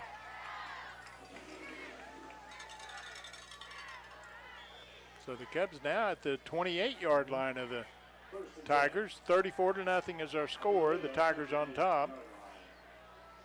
With 3:54 to go in the 2nd quarter. Umfleet, pass incomplete. Looking for Waterman. The ball was underthrown at 2nd down.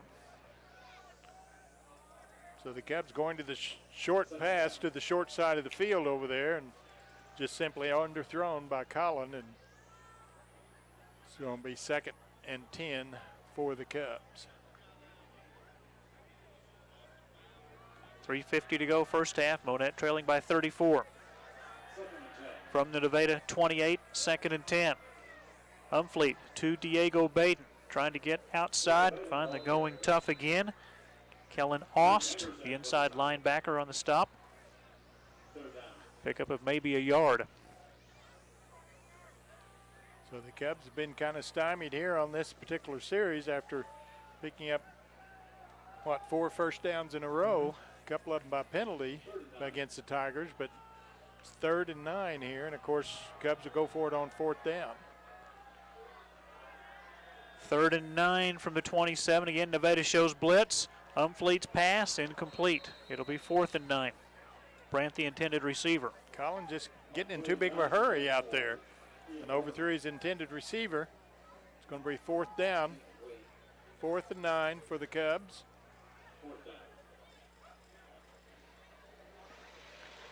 Got a feeling Nevada's not going to stop that blitz. Going to have a timeout here. And oh my goodness, a flag. Ethan Lewis all the way out to the 40-yard line. Referee Brian Reese. And it was one of the assistant coaches again out there with too much mouth. Okay. And a flag's coming out. Going to be 15 yards against the Cubs.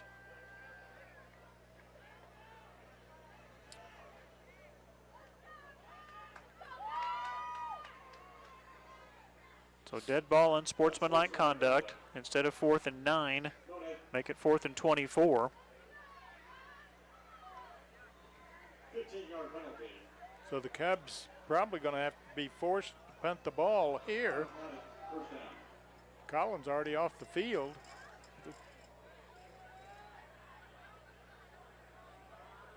So what have we got here? Penalty marked off to the 42, which is correct. It's 15-yard penalty. 4th and about 24, and the Cubs will punt. Yes. For the Cubs.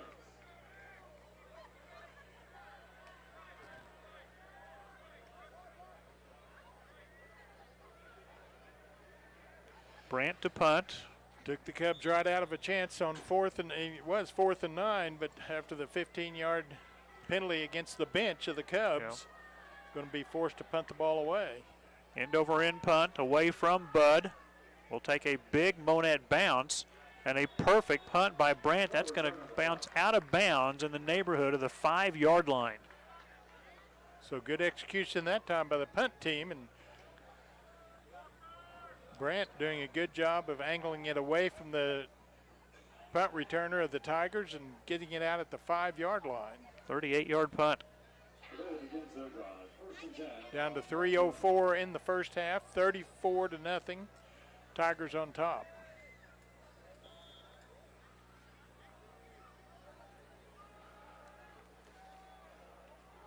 Assume Braden still in at quarterback. He is. Lines up in the shotgun. Off his left shoulder, the speedy Jack Cheney. They toss it to Cheney, but there are flags. Dead ball, far start Nevada. 2.5-yard penalty. And again, those penalties can make you a pretty good team into a mediocre team, and Nevada's got to clean that stuff up as we're winding down here towards the end of the season, getting ready for district. That's stuff that you don't want to see, whether you're leading 34-0 or 34-33. In a close ball game, that's going to come back to haunt you, so I'm sure that's something that Coach Beechler would address at halftime. Spotting it between the 2 and 3. First and 12. Braden.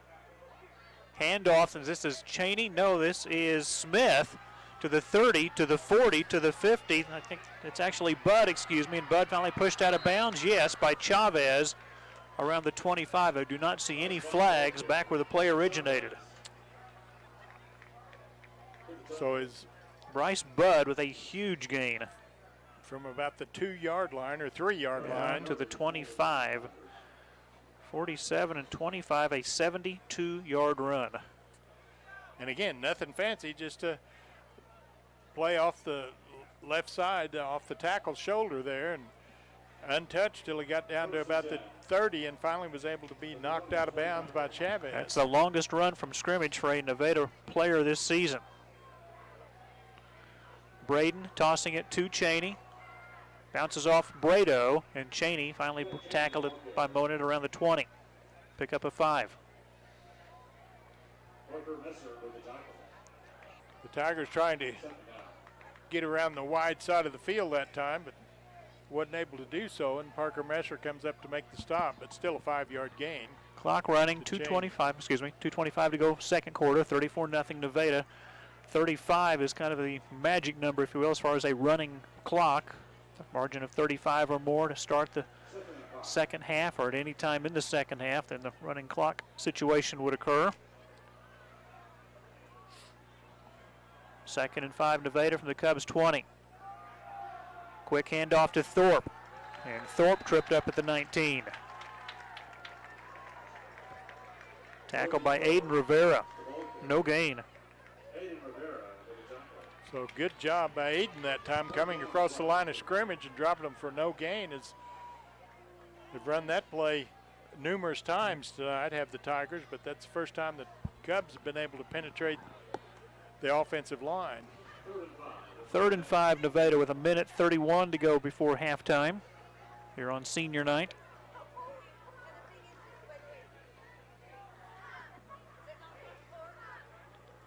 Braden out of the gun. Quick handoff to Jet Snyder, who's got a first down. Brought down by the Cubs near the 10-yard line. Chavez again on the tackle.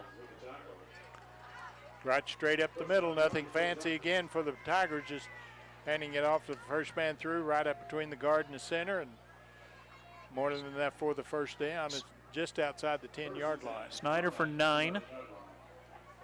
12 first downs for Nevada. They can get a first down without getting into the end zone. It's 1st and 10 from the 11. Exactly 1 minute to go in the first half. Tigers up 34-0.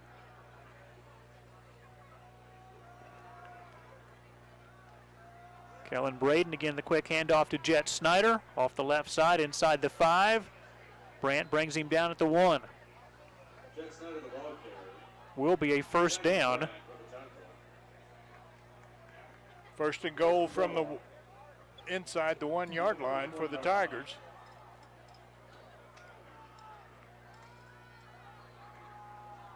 Clock running, 38 seconds to go in the first half. Nevada with 3 timeouts remaining. The Cubs have 2.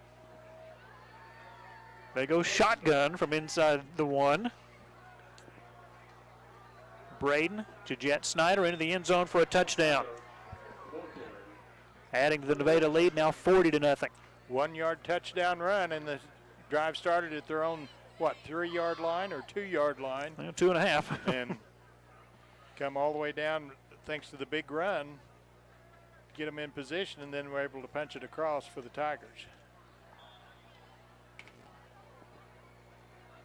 40-0 with the point after touchdown coming.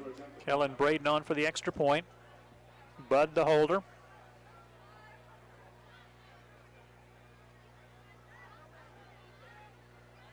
Extra point is up, and this one is good. We'll take a timeout here. 23 seconds left in the second quarter. Nevada 41. Monett nothing on MHSCubs.com and the YouTube channel, Monett Cubs Live. Are you ready for the best cashew chicken in Monett?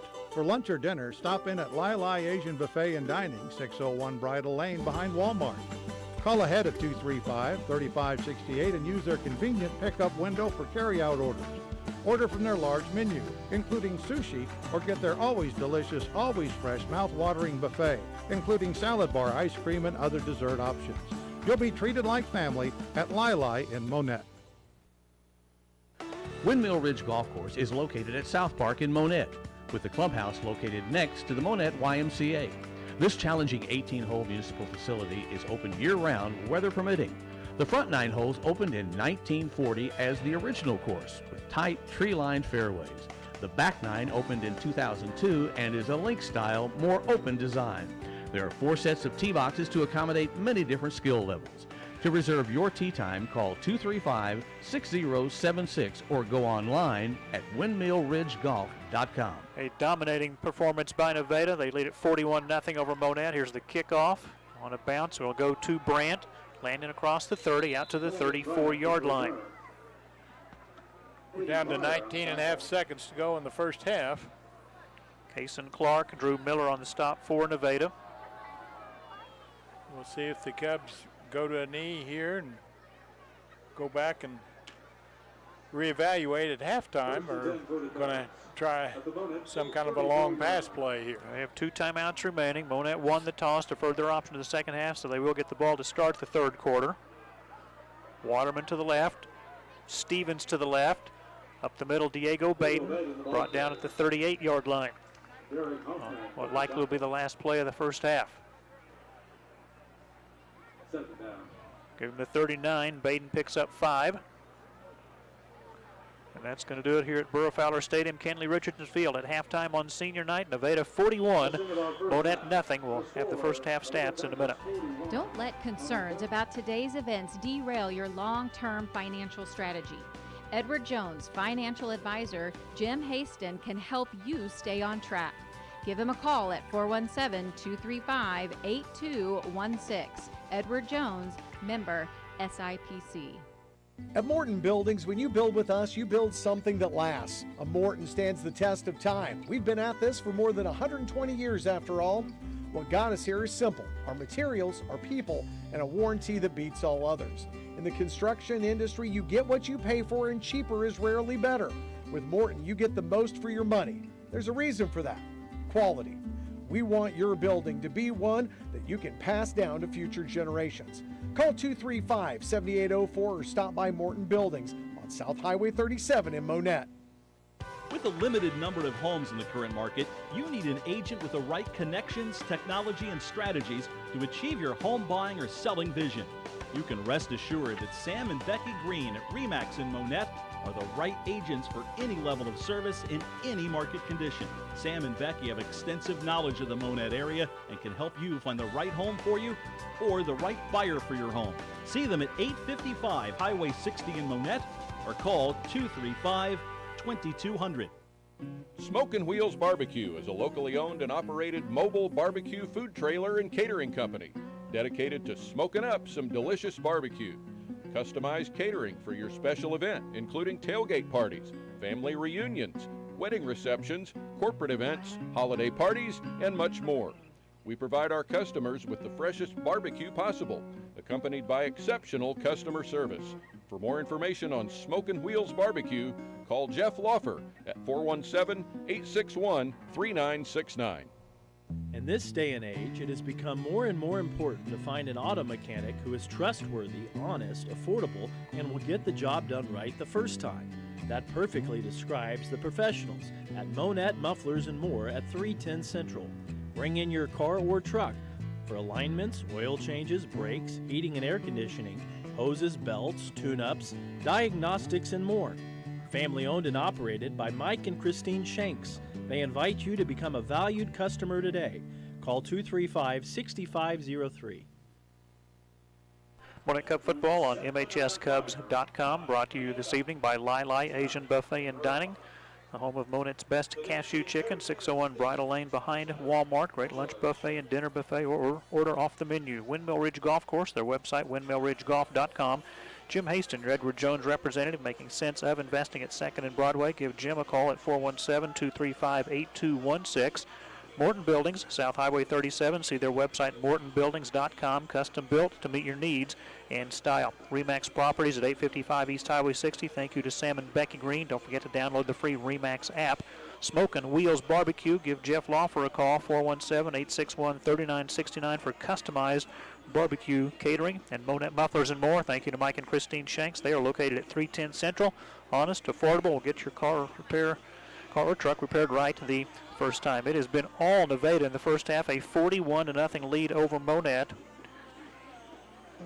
6 possessions, 6 touchdowns for the Tigers, and they amassed 375 yards of offense in the first half, 346 on the ground.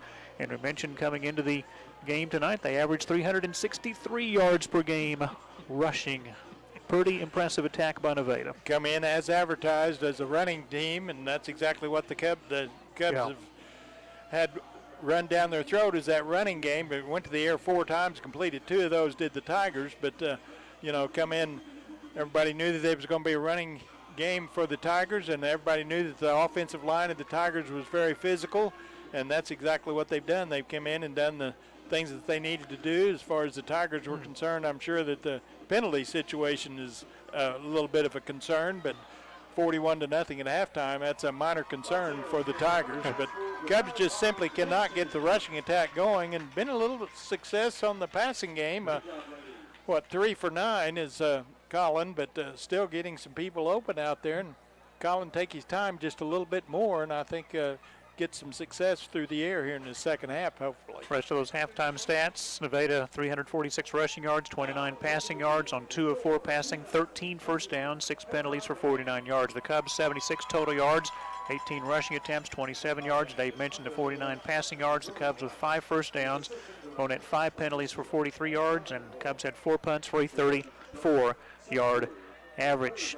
Nevada got on the board with 11:18 to go in the first quarter. Jack Cheney, a 48-yard touchdown run. The kick was blocked. 2 plays, 68 yards in just 42 seconds. Nevada led 6-0 after a 3-and-out for Monett. Nevada getting the ball back, and this time it's an 8-play, 50-yard scoring drive, taking 3 minutes, 26 seconds. Bryce Budd, an 8-yard run. Braden, the extra point. It was 13-0 Nevada. 4:30 to go in the first quarter. Gabe Smith with the touchdown run. Braden, the extra point. 1 play, 64 yards. In 11 seconds, 20-0 Nevada. 2:06 to go in the first. Cheney, a 1-yard run. Grady Stewart, the two-point conversion runner. That came after a punt return by Nevada to the 1-yard line, and so they go one play, 1 yard in 2 seconds to go up 28-0. That wrapped up the first quarter. In the second quarter, 8:13 to go in the second, but a 13-yard run. The PAT kick was no good. 34-0 Tigers, an 8-play, 80-yard scoring drive that took a little more than 3.5 minutes. And then with 24 seconds to go in the half, Jet Snyder, a 1-yard touchdown run, baiting the extra point. 6 plays, 95 yards in 2 minutes and 40 seconds. And that leading to our halftime score of 41-0 Nevada. We'll hear from our sponsors, check some of the other scores from around the area after this.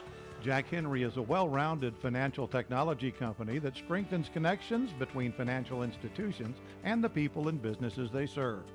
Jack Henry provides technology solutions to enable clients to innovate faster, strategically differentiate, and successfully compete while serving the evolving needs of their account holders. We empower clients with people-inspired innovation, personal service, and insight-driven solutions that help reduce the barriers to financial health. Order Ahead is available at Sonic drive-ins around the country. Make sure you're using the latest version of the Sonic app from the Apple App Store and Google Play Store. When prompted, allow the Sonic app to access your device location to find Sonic drive-ins near you that support Order Ahead. Browse the menu, customize your order, add items to your bag, pay for your order using a credit card or a Sonic gift card, and select a pickup time. Order Ahead will put you first in line every time at Sonic Drive-In at 9th and Cleveland in Monett. For the area's best selection of unique infant and children's clothing, hurry in to Joy's Infant and Children's Boutique, 314 East Broadway in downtown Monett. Owner Courtney Gates promises lots of variety for all ages, sizes, styles, and more, in addition to a very welcoming environment and superior customer service. Most importantly, they provide a comfortable, inviting, and fun place to shop.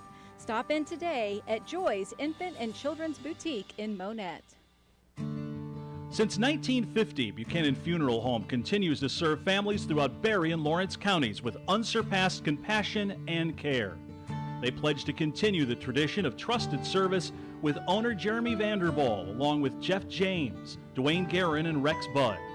Buchanan Funeral Home is a constant source of support and encouragement to the families they serve.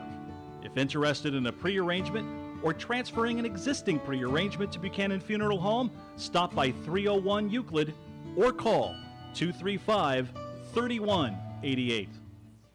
There's a new choice in the Monett area in honoring your deceased loved ones. Owners Jeremy and Angie Vanderbilt are proud to announce the opening of Tombstone Solutions, LLC. They offer the highest quality granite monument sales, as well as monument leveling and cleaning at affordable pricing. Preserve your loved one's legacy. Stop paying high prices. Call Tombstone Solutions in Monett for an estimate. 417-737-0839.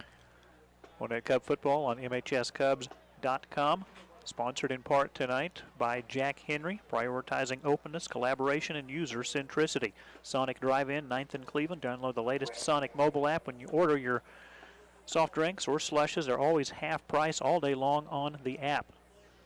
Joy's Infant and Children's Boutique, 314 East Broadway. Courtney Gates, the owner, the wife of Monett Athletic Director Ty Gates. A fun, inviting place to shop for children's clothing and infant clothing. If you remember when Sharon Garrett had the trunk, very similar store design. Actually, the design a little more modern down there. Again, just a fun, inviting place to shop. Check out her Facebook page as well, Joy's Infant and Children's Boutique, for lots of sale items there. Buchanan Funeral Home, a tradition of trusted service since 1950 at 301 Euclid. And Tombstone Solutions, Jeremy and Angie Vanderbilt at 417-737-0839. A new place in Monett, in the Monett area, for monument sales, monument leveling, and monument cleaning. They do it for about a third of the cost of what their competitors charge, and don't let the price fool you. They do a wonderful job, particularly on the monument cleaning. If perhaps your loved one's stone has been covered up with algae or whatever, you want to get that all cleaned up. They do a wonderful, wonderful job and a really nice service for your loved ones. Well, it has been all Nevada in the first half, 41-0. Again, just a brief check of some of the other scores around the area on this Friday evening. Still no update from the Lamar-Cassville game. Number 1 ranked Marionville in Class 1 leading Ash Grove 14-0. Here's the surprise of the night at half. McDonald County leading number 2 Seneca 14-12. And that game, by the way, is at Seneca. Elsewhere, Nixa leading Republic 21-14 in a pair of state-ranked teams hooking up there.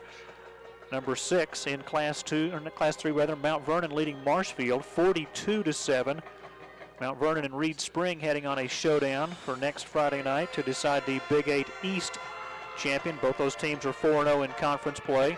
Webb City leading Neosho 14-6, kind of a low-scoring game there. Elsewhere, Reed Spring and Rogersville 3-3 at a half. Nobody's got a touchdown. Both teams have kicked a field goal. Perry's been quiet so far.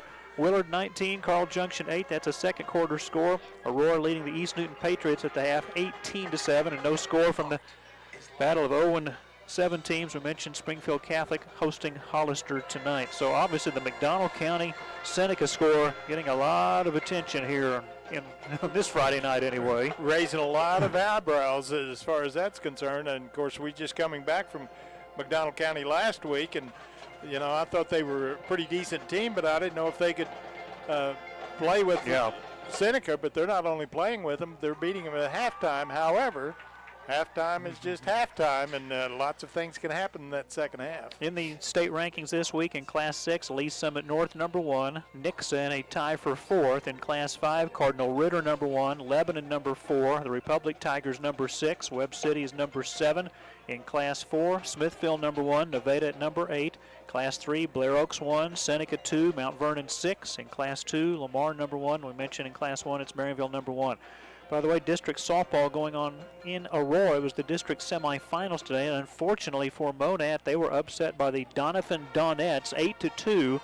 Lady Cubs coming in as the number 1 seed, but Doniphan advancing to the championship game on Monday at 5. But hats off to Claire Head and Scott Wright on that softball team. What a huge improvement in just 2 years for Claire Head and the team. Big 8 conference champions, and again, do not let one game define your season. Very proud of that softball team this year. Bitter disappointment there as far as losing in the semifinals of the district, but like you say, you can't just let that one season or one game define the season, because Claire and Scott, they're the real deal as far as the coaching is concerned for the Monett softball program, and a lot of kids are coming back next year, and so the pitcher and catcher and shortstop and got some outfielders coming back, so we're going to have another really good season next year. So that program is on the rise just like it was previously, and it took a while, but when you get a good coach such as Coach Head, it didn't take a while, it took 2 years. Yeah, but it's you got to get the coach in there to do it, and she's been able to do it, and so good for her and good for the softball team, and hopefully they'll somehow get that bitter taste out of their mouth before next softball season, because it's a long long time before the next softball season. Speaking of softball and baseball, I know Michael Calhoun joined us at the last home game to talk about raising money for the turf. That fundraising is continuing, and again, we want people to be involved in that at whatever level they are able to with businesses. Any questions, you can contact me, you can contact Dave Beckett, you can contact Michael Calhoun, you can contact Ty Gates.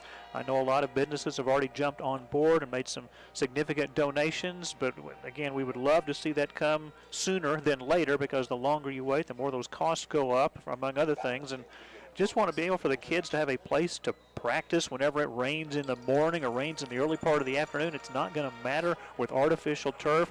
Monett's never going to be able to host a district tournament in baseball or softball as long as there's no artificial turf.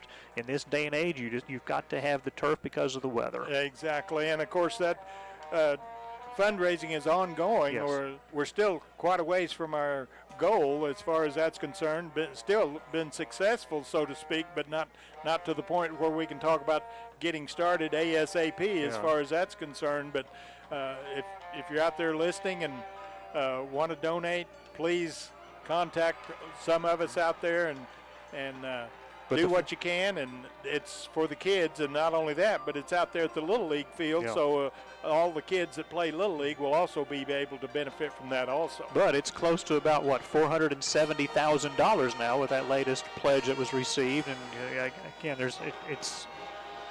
I'm excited. It's going to happen. It's getting there, but we'd love to be able to start in the spring. But if we don't get any more than what we've got, trickling in, if you're a major donor, we'd love to have you. And it's something that would be good all the way around, good for the community, just like we talked about whenever we did the football field. It's a community project, so hopefully if you've got the means and are willing to help us, give us a call. We'll talk to you and keep it as anonymous as you want it, or as flamboyant as you want it. So it's something that's needed to be done. And again, we talk about the Big Eight. Most of the Big Eight conference schools, a lot of them anymore, have softball and baseball fields both with turf. So we're just trying to play catch up. Yeah, absolutely. Here at the half, Nevada 41, Monett nothing. We'll take a break. Be back after this on MHSCubs.com and the YouTube channel Monett Cubs Live. At Hood Home Repair, HHR LLC, they've got all your needs covered, from residential remodels to commercial damage repairs and everything in between.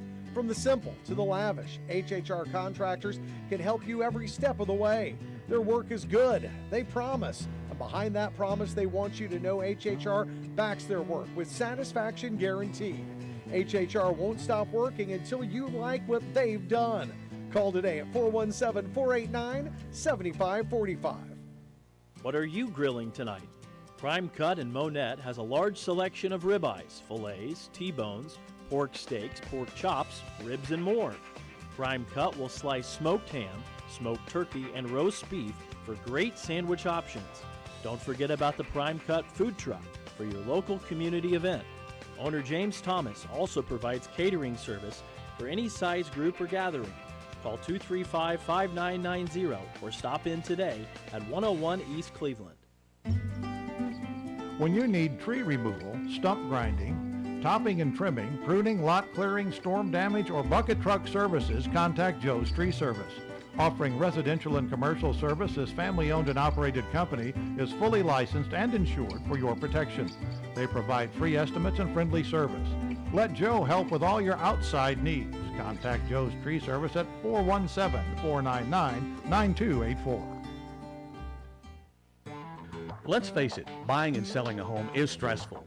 Your real estate agent has your back whether you're a buyer or a seller. Agents have a fiduciary responsibility to their clients. They are legally obligated to put their clients' best interests first. Make the right choice and hire Crown Double K Realty as your real estate agent. Crown Double K Realty has been working with buyers and sellers in Southwest Missouri since 1984. Put their years of experience to work for you.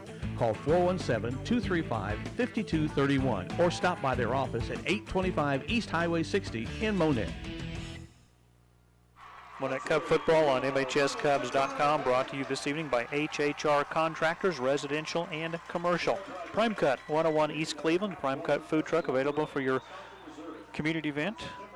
And matter of fact, James Thomas over at the Apple Butter Making Days in Mount Vernon this weekend. Just a great selection of meat, and many thanks to the longtime owner, James Thomas. Joe's Tree Service, licensed and insured, providing free estimates. Give Joe a call, 417-499-9284. And Crown Double K Realty, 825 East Highway 60, Glenna Craft, the broker assisting buyers and sellers since 1984. Mike McClure, Dave Beckett back in Monett. It's 41-0 Nevada. Halftime festivities wrapping up, and not only senior night for the football team, but senior night for the band members as well. The cross country, cheerleaders, other senior student athletes awarded or honored in pregame ceremonies. And the band heading to Springfield tomorrow for the Ozarko. Okay. So a lot of bands will be competing up there, and had a very successful season this year as a band. So they're much improved also, and good performance here at halftime in the last home game.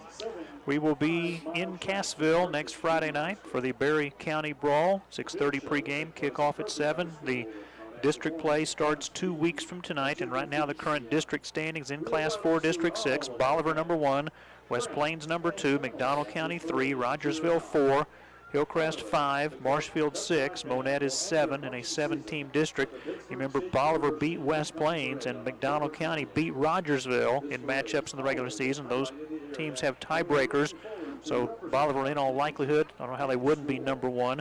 West Plains looks like they would be number 2. McDonald County 3 because of their win over Rogersville. Hillcrest and Marshfield kind of close. Who's going to be 5? Who's going to be 6? Right now, Hillcrest, despite an 0-7 record, 23.9 points, if you will. Marshfield at 2-5, 20.62 points. And then the Cubs are in 7th at 0-7. Looks like Monett's going to be going to West Plains 2 weeks from tonight. And the reason for Hillcrest being 0-7 and not last down there close to the Cubs is because Hillcrest plays so many Class 5 and Class 6 schools, so they get bonus points, even though they haven't won a football game, but they're still ahead of Marshfield because Marshfield don't play any of those Class 5 or Class 6 bonus points games. And Dave, with the announcement of the Big 8 probably staying in 9 teams for next year, that means 8 games or conference games. You play a 9-game regular season, so each school in the Big 8 will have 1 non-conference game to play next fall. Who you play, that's kind of, teams are talking to other teams right now. Schools are talking to other schools to try to get that slot filled. And part of that can be filled simply because once those other conferences have formed, they don't have 9 or 10 guaranteed players. games. So therefore, you do have a chance to kind of pick and choose possibly, since you only need 1 or possibly 2 non-conference games. So Cubs will be able to finish their schedule out there, but I know some teams will be scrambling until those contracts are signed. That was kind of the reason we did this a few years ago, right? Exactly. Lamar was one of them. Nobody wanted to play Lamar at that time in a non-conference game. Yeah, and it's one of those situations where you had to go to Kansas or to Oklahoma to find another game just to fill out your schedule. But Cubs only going to need one next year, so they won't be too awful bad to find, and I think that'll be a situation where about anybody will be willing to play the Cubs because we're not sitting down there geographically to where we're hard to get to from a lot of different places. At the half, Nevada 41, Monett nothing. Monett won the toss, deferred their option to the second half. They'll get the ball to start the third quarter, and it comes up next. Family owned and operated Kay's Floral Affair and Gardens in Monett has the flowers, plants, candles, jewelry, chocolates, and beauty essentials to help you express yourself perfectly.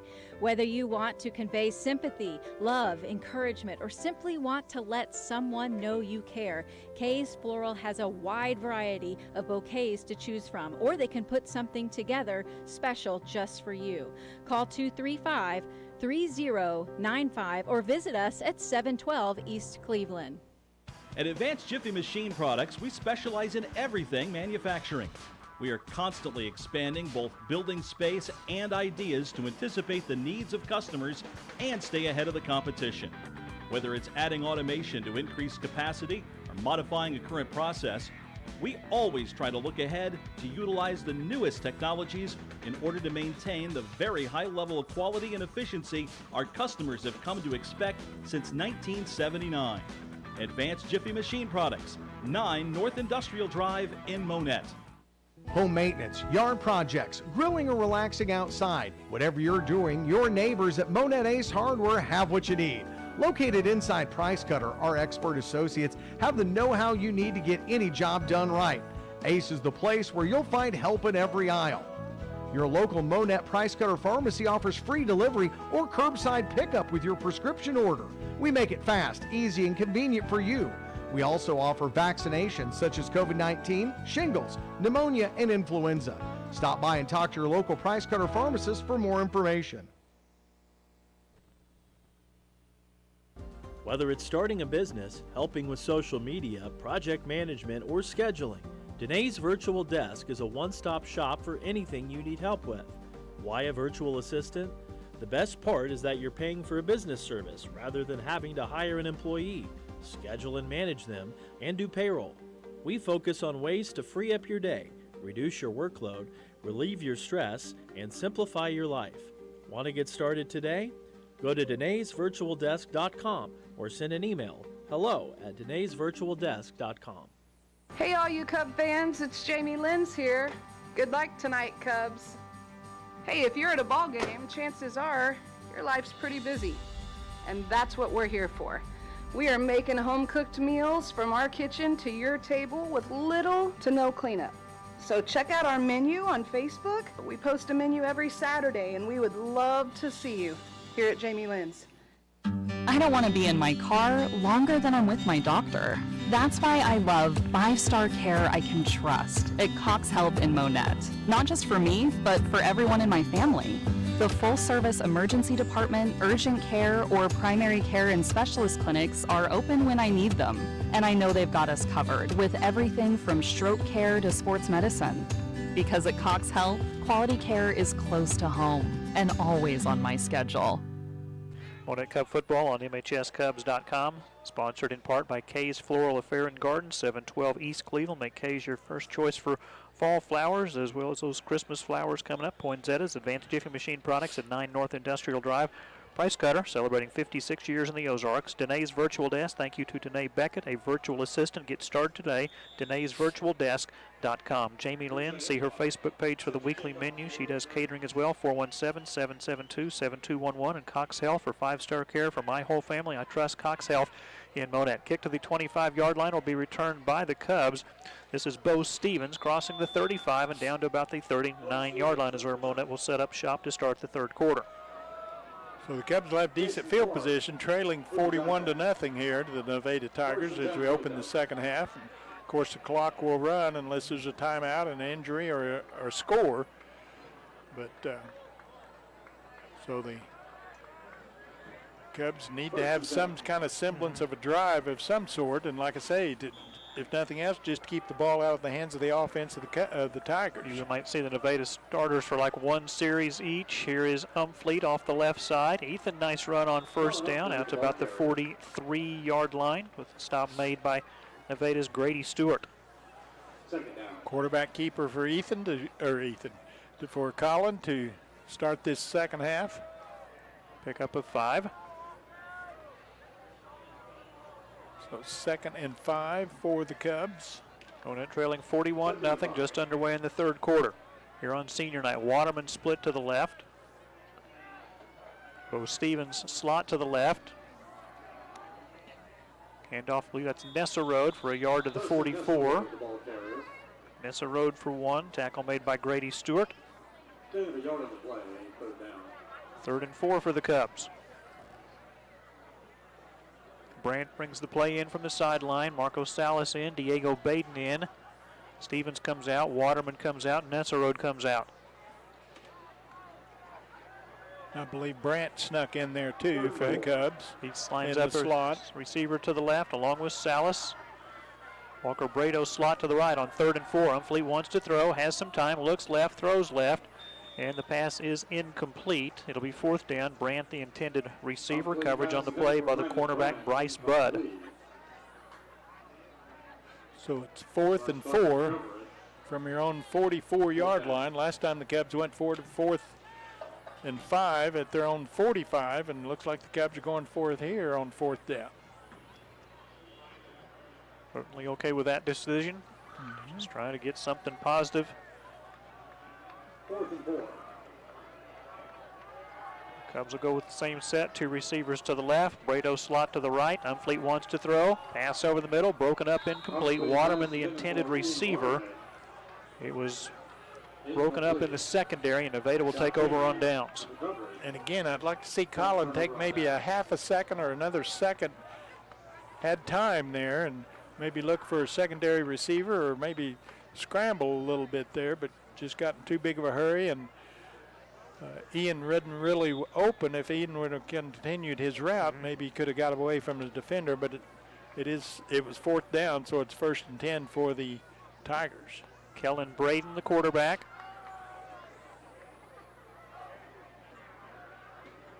Low snap, gives it to Cheney, breaks a tackle, 40, bouncing outside to the 30, to the 25, makes a man miss at the 20, and there goes Cheney for the touchdown from 44 yards. Made it look easy, did the Tigers that time. Is 44 yards away from scrimmage, first play from the second half, and Cheney just gallops and hit about the 15-yard line, but didn't go down and was able to get into the end zone for the Tigers. His 3rd touchdown of the night. The clock is stopped due to the score, or the touchdown. Kellen Brado for the extra point. Good snap, good place. PAT kick is up, it is good. Got a timeout here, 8:36 in the third, 48. Monett nothing, back in a minute. The Monett Athletic Booster Club is growing, and they want you to help. The Booster Club operates to support all Monett High School Cubs and Lady Cubs athletic teams by providing monetary support, volunteer support, and promoting team spirit. Their efforts reach out to all Monett High School athletic activities in an unbiased way. Your help, whether financial or by volunteering your time, is greatly appreciated. To become an active member in the Monett Athletic Booster Club, contact the high school office.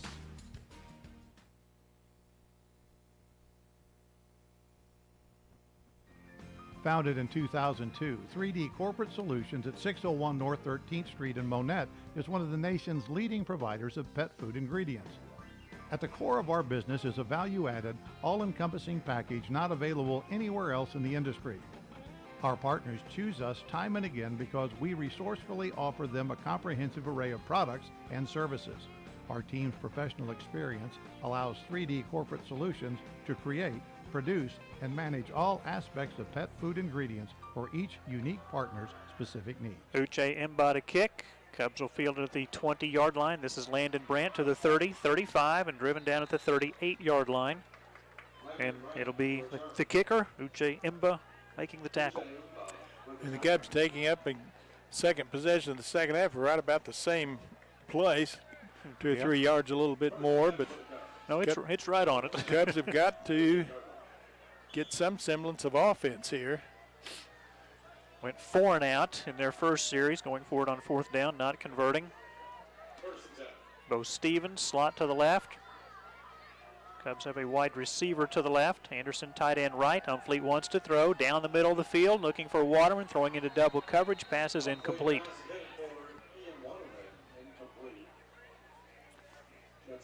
Double coverage that time on Ian, and tried to thread the needle in there and got close to Ian, got a hand on it, but good defensive play by the defensive backfield of the Tigers. 2nd and 10, Monett. Nevada 48, Monett nothing. Clock running, 7:30 to go in the third. Clock running due to the 35 margin of 35 points or more. Humfleet running up the middle, crosses the 40 out to about the 41, maybe the 42-yard line.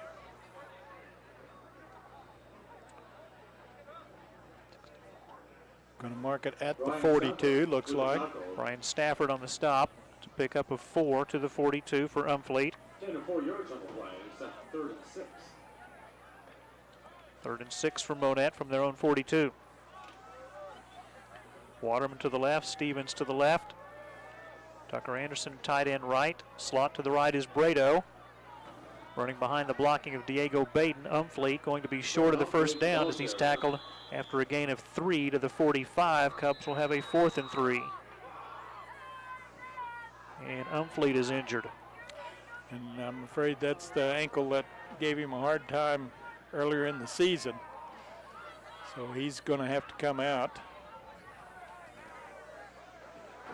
And that's the danger of running your quarterback like we have here in this second part of the first half, and then opening the second half there. And Colin Humfleet's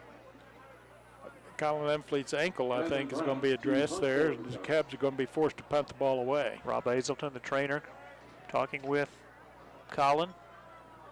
Brandt, the punter. Good punt. Nevada fields it at the 30, but the receiver's knee hit the ground as he was making the catch, so the play will be blown dead there. Mason Majors with the catch on the punt return to the 30, so just a 25-yard punt. So the Cubs now trailing 48-0. The running clock, of course, the mercy clock in high school football. And Tigers still got, looks like, all their starters in out there. And Nevada will finish up hosting Seneca in a big game next Friday for many reasons. Right now, McDonald County, that 2-point lead over Seneca at halftime. We'll get an update on that one. It is a new quarterback, and I think a new running back with a carry of a yard to the 31. Brady Barnes, the ball carrier. The new quarterback is Mason Majors. 10 of the yard on the play, 2nd and 9.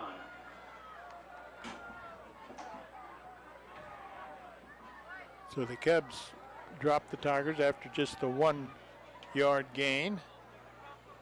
2nd and 9 for the Tigers. Mason Majors, 5'8", 135, and a sophomore, now at quarterback.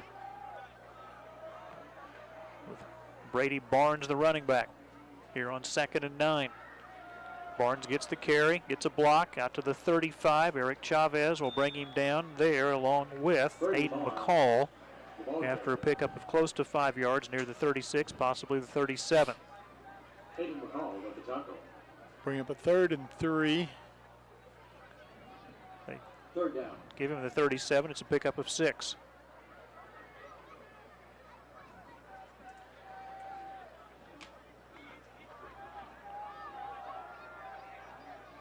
So again, almost all starters out for Nevada. Quick handoff. This is Thorpe out to the 45-yard line. Anderson makes the tackle. Tackle by Tucker Anderson. But not until the Tigers were successful on picking up the needed yardage for the first down right at their own 45-yard line. Thorpe for 8, 15th first down for Nevada. With the running clock already down to 3:45 to go in the third. Nevada up 48-0. Cubs have been shut out once this year. That was at Seneca, 56-0 back on September 22nd. First and 10. From the Tigers 45. Again, Thorpe cuts it inside the left hash, breaks a tackle, 50 to the 40. There he goes to the 30, down to the 20, gets away from Witt, and finally Chavez will tackle him near the 11-yard line. But again, hit in the offensive backfield back there and was able to get away.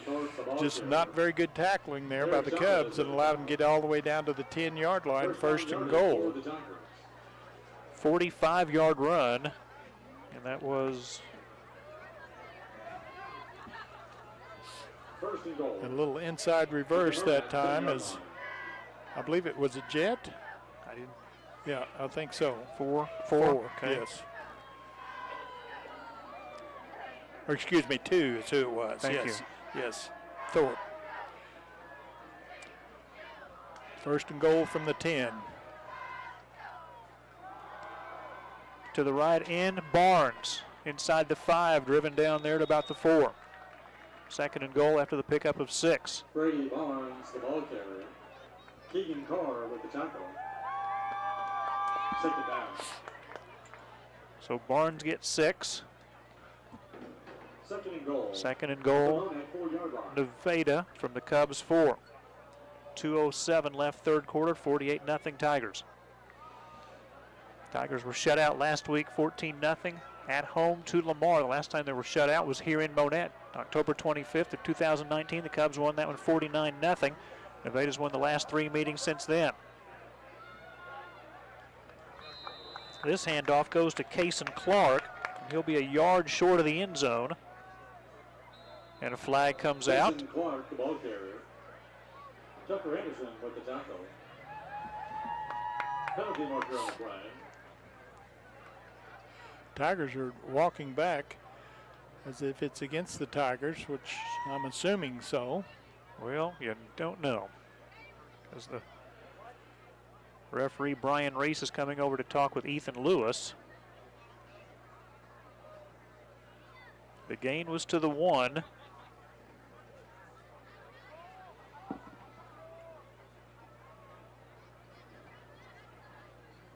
Still no indication from the official. Dead ball. He signaled unsportsmanlike, but he didn't signal on the team. He calls it on Monett. And I'm just wondering, since he brought out Half the distance of the goal. Aiden McCall, if that's who it was on. It's basically a 1-yard penalty. Replay. Third down. And it's 3rd and goal from inside the 1. The unsportsmanlike conduct.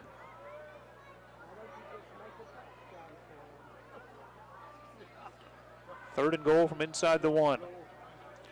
And it was after the play was over, basically, so. Majors, the quarterback, drops the snap. It's picked up by Barnes, and he will be stopped at the 1. Brady Barnes. 4th down. So that bad exchange between center and quarterback. A loss of 1 back to the 2-yard line. And 4th and goal here. Nevada will go for it.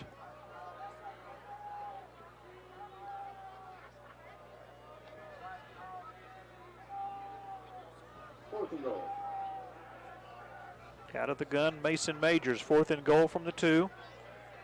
Barnes, the running back. Hand off to Barnes, and he will not get into the end zone. Initial tackle made by Monett's Camden Ellis, and the Cub defense holds Nevada out of the end zone. For the first time, the Tigers have touched the football and were denied the end zone. So the Cubs will get the ball back on the turnover down, and Dylan Washik will be in at quarterback for the Cubs. There's Umfleet down there on the bench nursing that ankle. They still have yet to spot the ball. We'll say 2 for no gain for Barnes. 20 seconds left in the third quarter with the running clock. Cubs starting at about their own 3-yard line. Give to Diego Baden. Crosses or just gets to the 5 is all. Tackle made by Drew Miller. That's going to be the final play of the third quarter. 2-yard gain for Diego Baden at the end of the third here in Monett on senior night. It has been all the state-ranked Nevada Tigers. Nevada 48, Monett nothing. Fourth quarter comes up after this.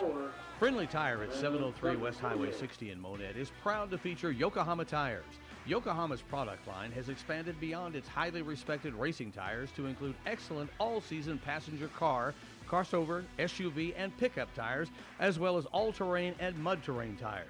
Check out the Yokohama Avid Ascend, the most advanced grand touring tire ever. Friendly Tire is open weekdays from 8 a.m. to 5 p.m. and Saturdays 8 a.m. to noon. Stop in today for great customer service. A multiple Gold Cup winner as Missouri's best small daily newspaper, the Monett Times is your most trusted source for local news. For up-to-the-minute news and information, visit their website, monett-times.com, or follow them on Facebook and Twitter. Call 417-235-3135 to purchase a subscription or place a classified ad, or stop by the Monett Times office at 801 North Lincoln. The Monett Times, your hometown area newspaper since 1899.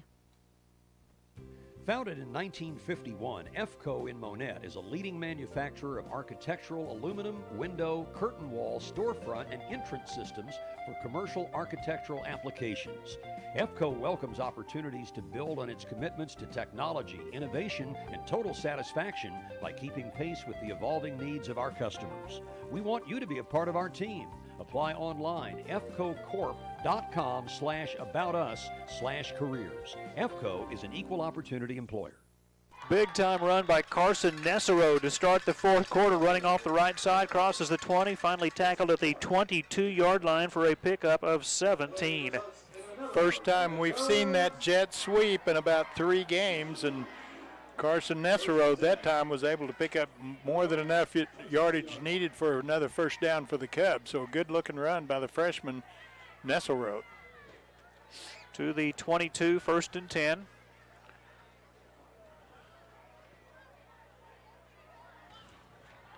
Dylan Washik, the quarterback, wants to throw, has some time, lobs one up in the air, it's underthrown and nearly intercepted, looking for Brandt. The pass is incomplete. Probably should have been picked off by Jacob Murray. And Cubs going for the home run ball again. I'd like to see him go about 5 or 10 yards down the field and throw some short passes and get those sticks moving, but Cubs elect to go to the timing pattern there, and a defensive back was back there to knock the ball away. Like you say, luckily was not able to intercept the football. 10:48 to go, fourth quarter, 48-0 Nevada. Cubs have it 2nd and 10 at their own 22-yard line. Rob Hazelton continues to tend to Colin Umfleet, the injured Monett quarterback, on the bench. Washik sends Baden in motion, gives Diego the handoff, and he's got a Monett first down, crossing the 30 out to the 34-yard line. So again, that time Baden picking up biggest yardage of the night for him, and that for another first down for the Cubs. They're 7th. Baden with his longest run for 12 yards, 13 carries for 34 yards. 5th play of the drive for Monett that started back at their own 3. 10:05 to go, fourth quarter. 48-0 Nevada. Cubs send 3 receivers to the left. Run the same play. Diego Baden on the jet sweep to the short side of the field. Flag on the play. Hold against the Cubs is what it's going to be. Baden tackled at the 40. There's the hold. Yeah, Cubs guilty for the hold, is trying to go to Baden to the short side of the field on a little bit of a sweep over there, but Cubs guilty with reaching out and grabbing a defender. As far as an update, Seneca in the third quarter now 26, McDonald County 14. 10-yard penalty against Monett.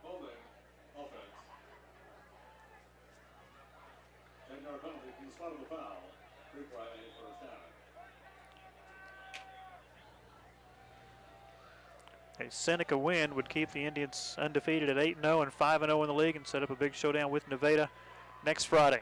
Nesserode off the left side to the 30-yard line. Nesserode tackled from behind by Jacob Murray.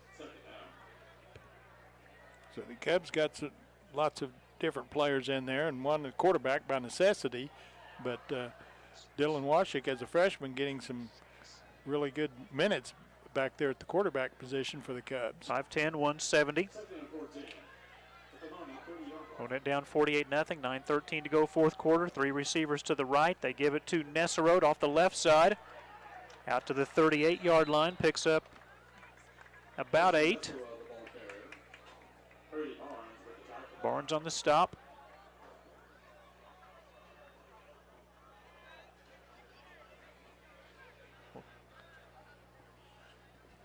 Can't be first down still. No, can't be. Clock and West Beach will notice that too. Yeah. It's got to be third down, doesn't it? They're going to say second. At least second. There was that penalty.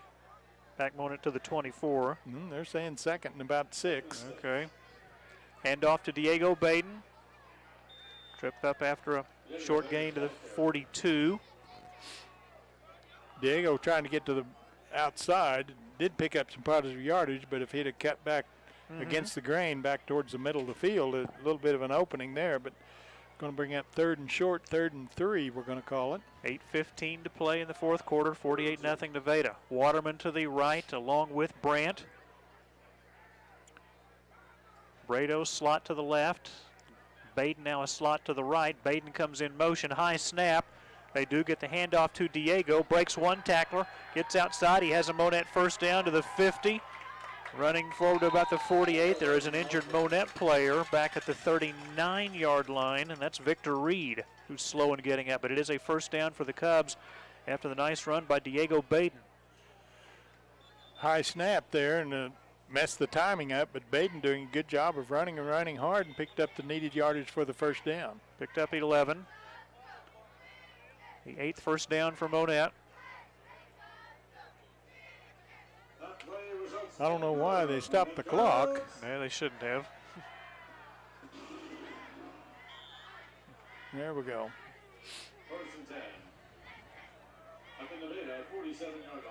So Dylan Washik leading this drive.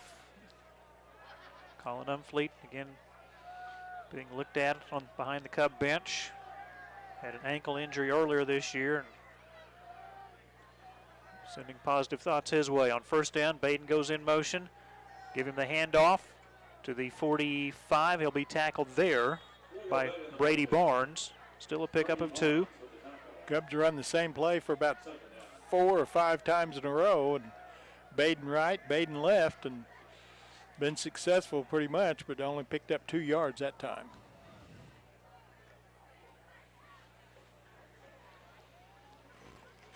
.6:45 to go. 48-0 Nevada. Cubs face 2nd and 8 at the Nevada 45. Here's Nesserode off right tackle. Carson to the 42-yard line. Picks up 3. Clark on the stop. Give Baden a rest, run the same play, didn't give the play a rest, and Nesserode picks up some more yardage. But it's 3rd, and we got to say 5. Dylan Washik coming into play tonight, 5 of 10 passing for 49 yards, 0 for 1 this evening. 11th play of the drive from Monett that started back on their 3-yard line. 3rd and 5 for Monett at the Tigers' 42. Washik out of the gun. High snap goes through his hands. He will fall on it back at the 44. Really not that high of a snap, but it did go right through his hands. And a loss on the play will bring up fourth down and from about 20. Yeah, from their own 43-yard line are the Cubs. And punt the ball away here. It'd probably run out the clock, will the Tigers? If the Cubs, well, they're looks like they're going to go for the punt.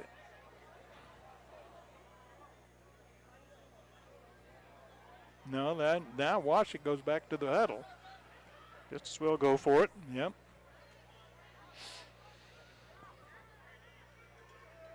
Three receivers to the right. Empty backfield for Washik. He's got slots left and right. Washik wants to throw. Deep downfield.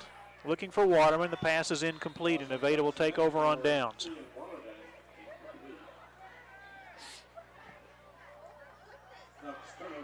Down to 4:45 to go in the ball game. Clock continues to run.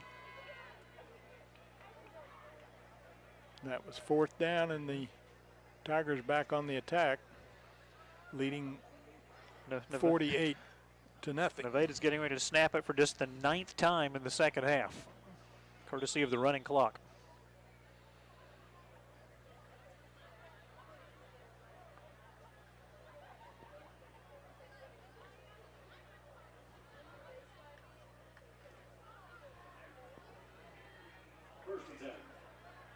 Mason Majors still the quarterback. Hand off to Barnes. Barnes to the 35 pile, moving forward to about the 33. Might be enough for a first down. Chavez on the tackle. It is a pickup of 10. First down yardage for the Tigers.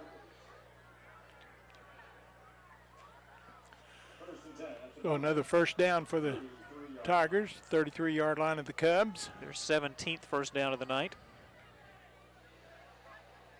This Nevada team had forced 15 turnovers by their opponents. Meanwhile, Nevada had just 4 turnovers coming into play tonight. 37 rushing touchdowns for the Tigers compared to their opponents' 11 through the first 7 games of the season.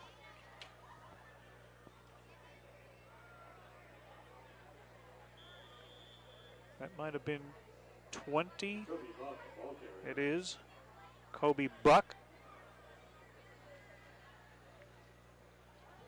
Pickup of 3. 2? We'll give him 2. You're going to give him 2? Yeah. Okay. 2nd and 8. At the Cubs 31. Nevada 48, Monett nothing. 2:54 to go, 4th quarter. Low snap, and it's picked up, but I think the quarterback's knee was on the ground when he got the low snap. It is.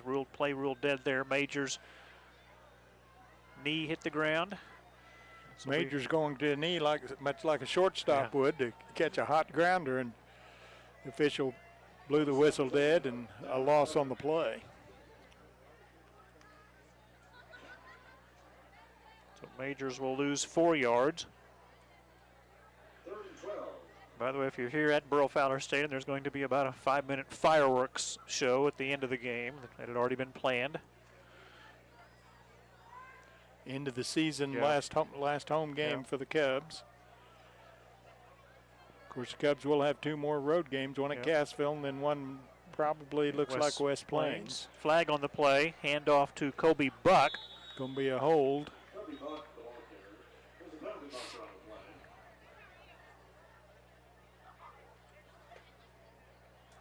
Clock is stopped, I guess, long enough to assess the penalty. Mm-hmm. Chop block.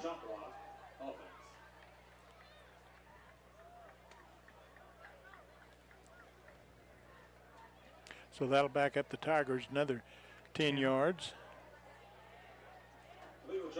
Nevada's cleaned up their penalties a lot in the second half. Yeah.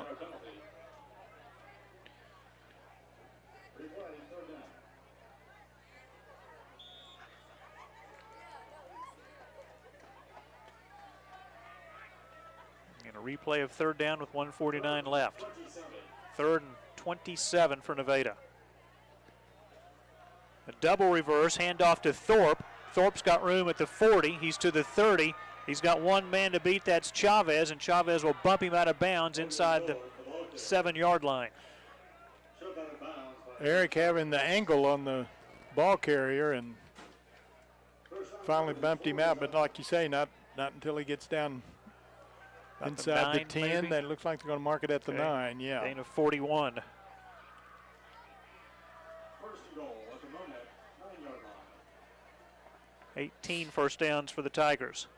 They could go to a knee here with 1:05 left and run out the clock.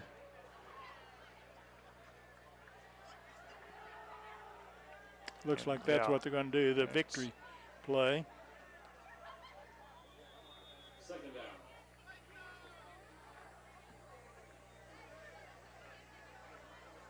Doing the right thing, Yeah. because it wasn't going to do them any good to score and wasn't doing good to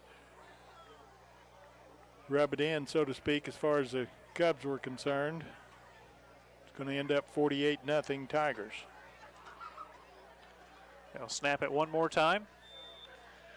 That will do it. A shutout win for Nevada, 48-0 over Monett. The Tigers, number 8 in Class 4, now 7-1 overall, 4-1 in the Big 8. The Cubs fall to 0-8 and 0-5 in conference play. Nevada 48, Monett 0. Our postgame show next on MHSCubs.com.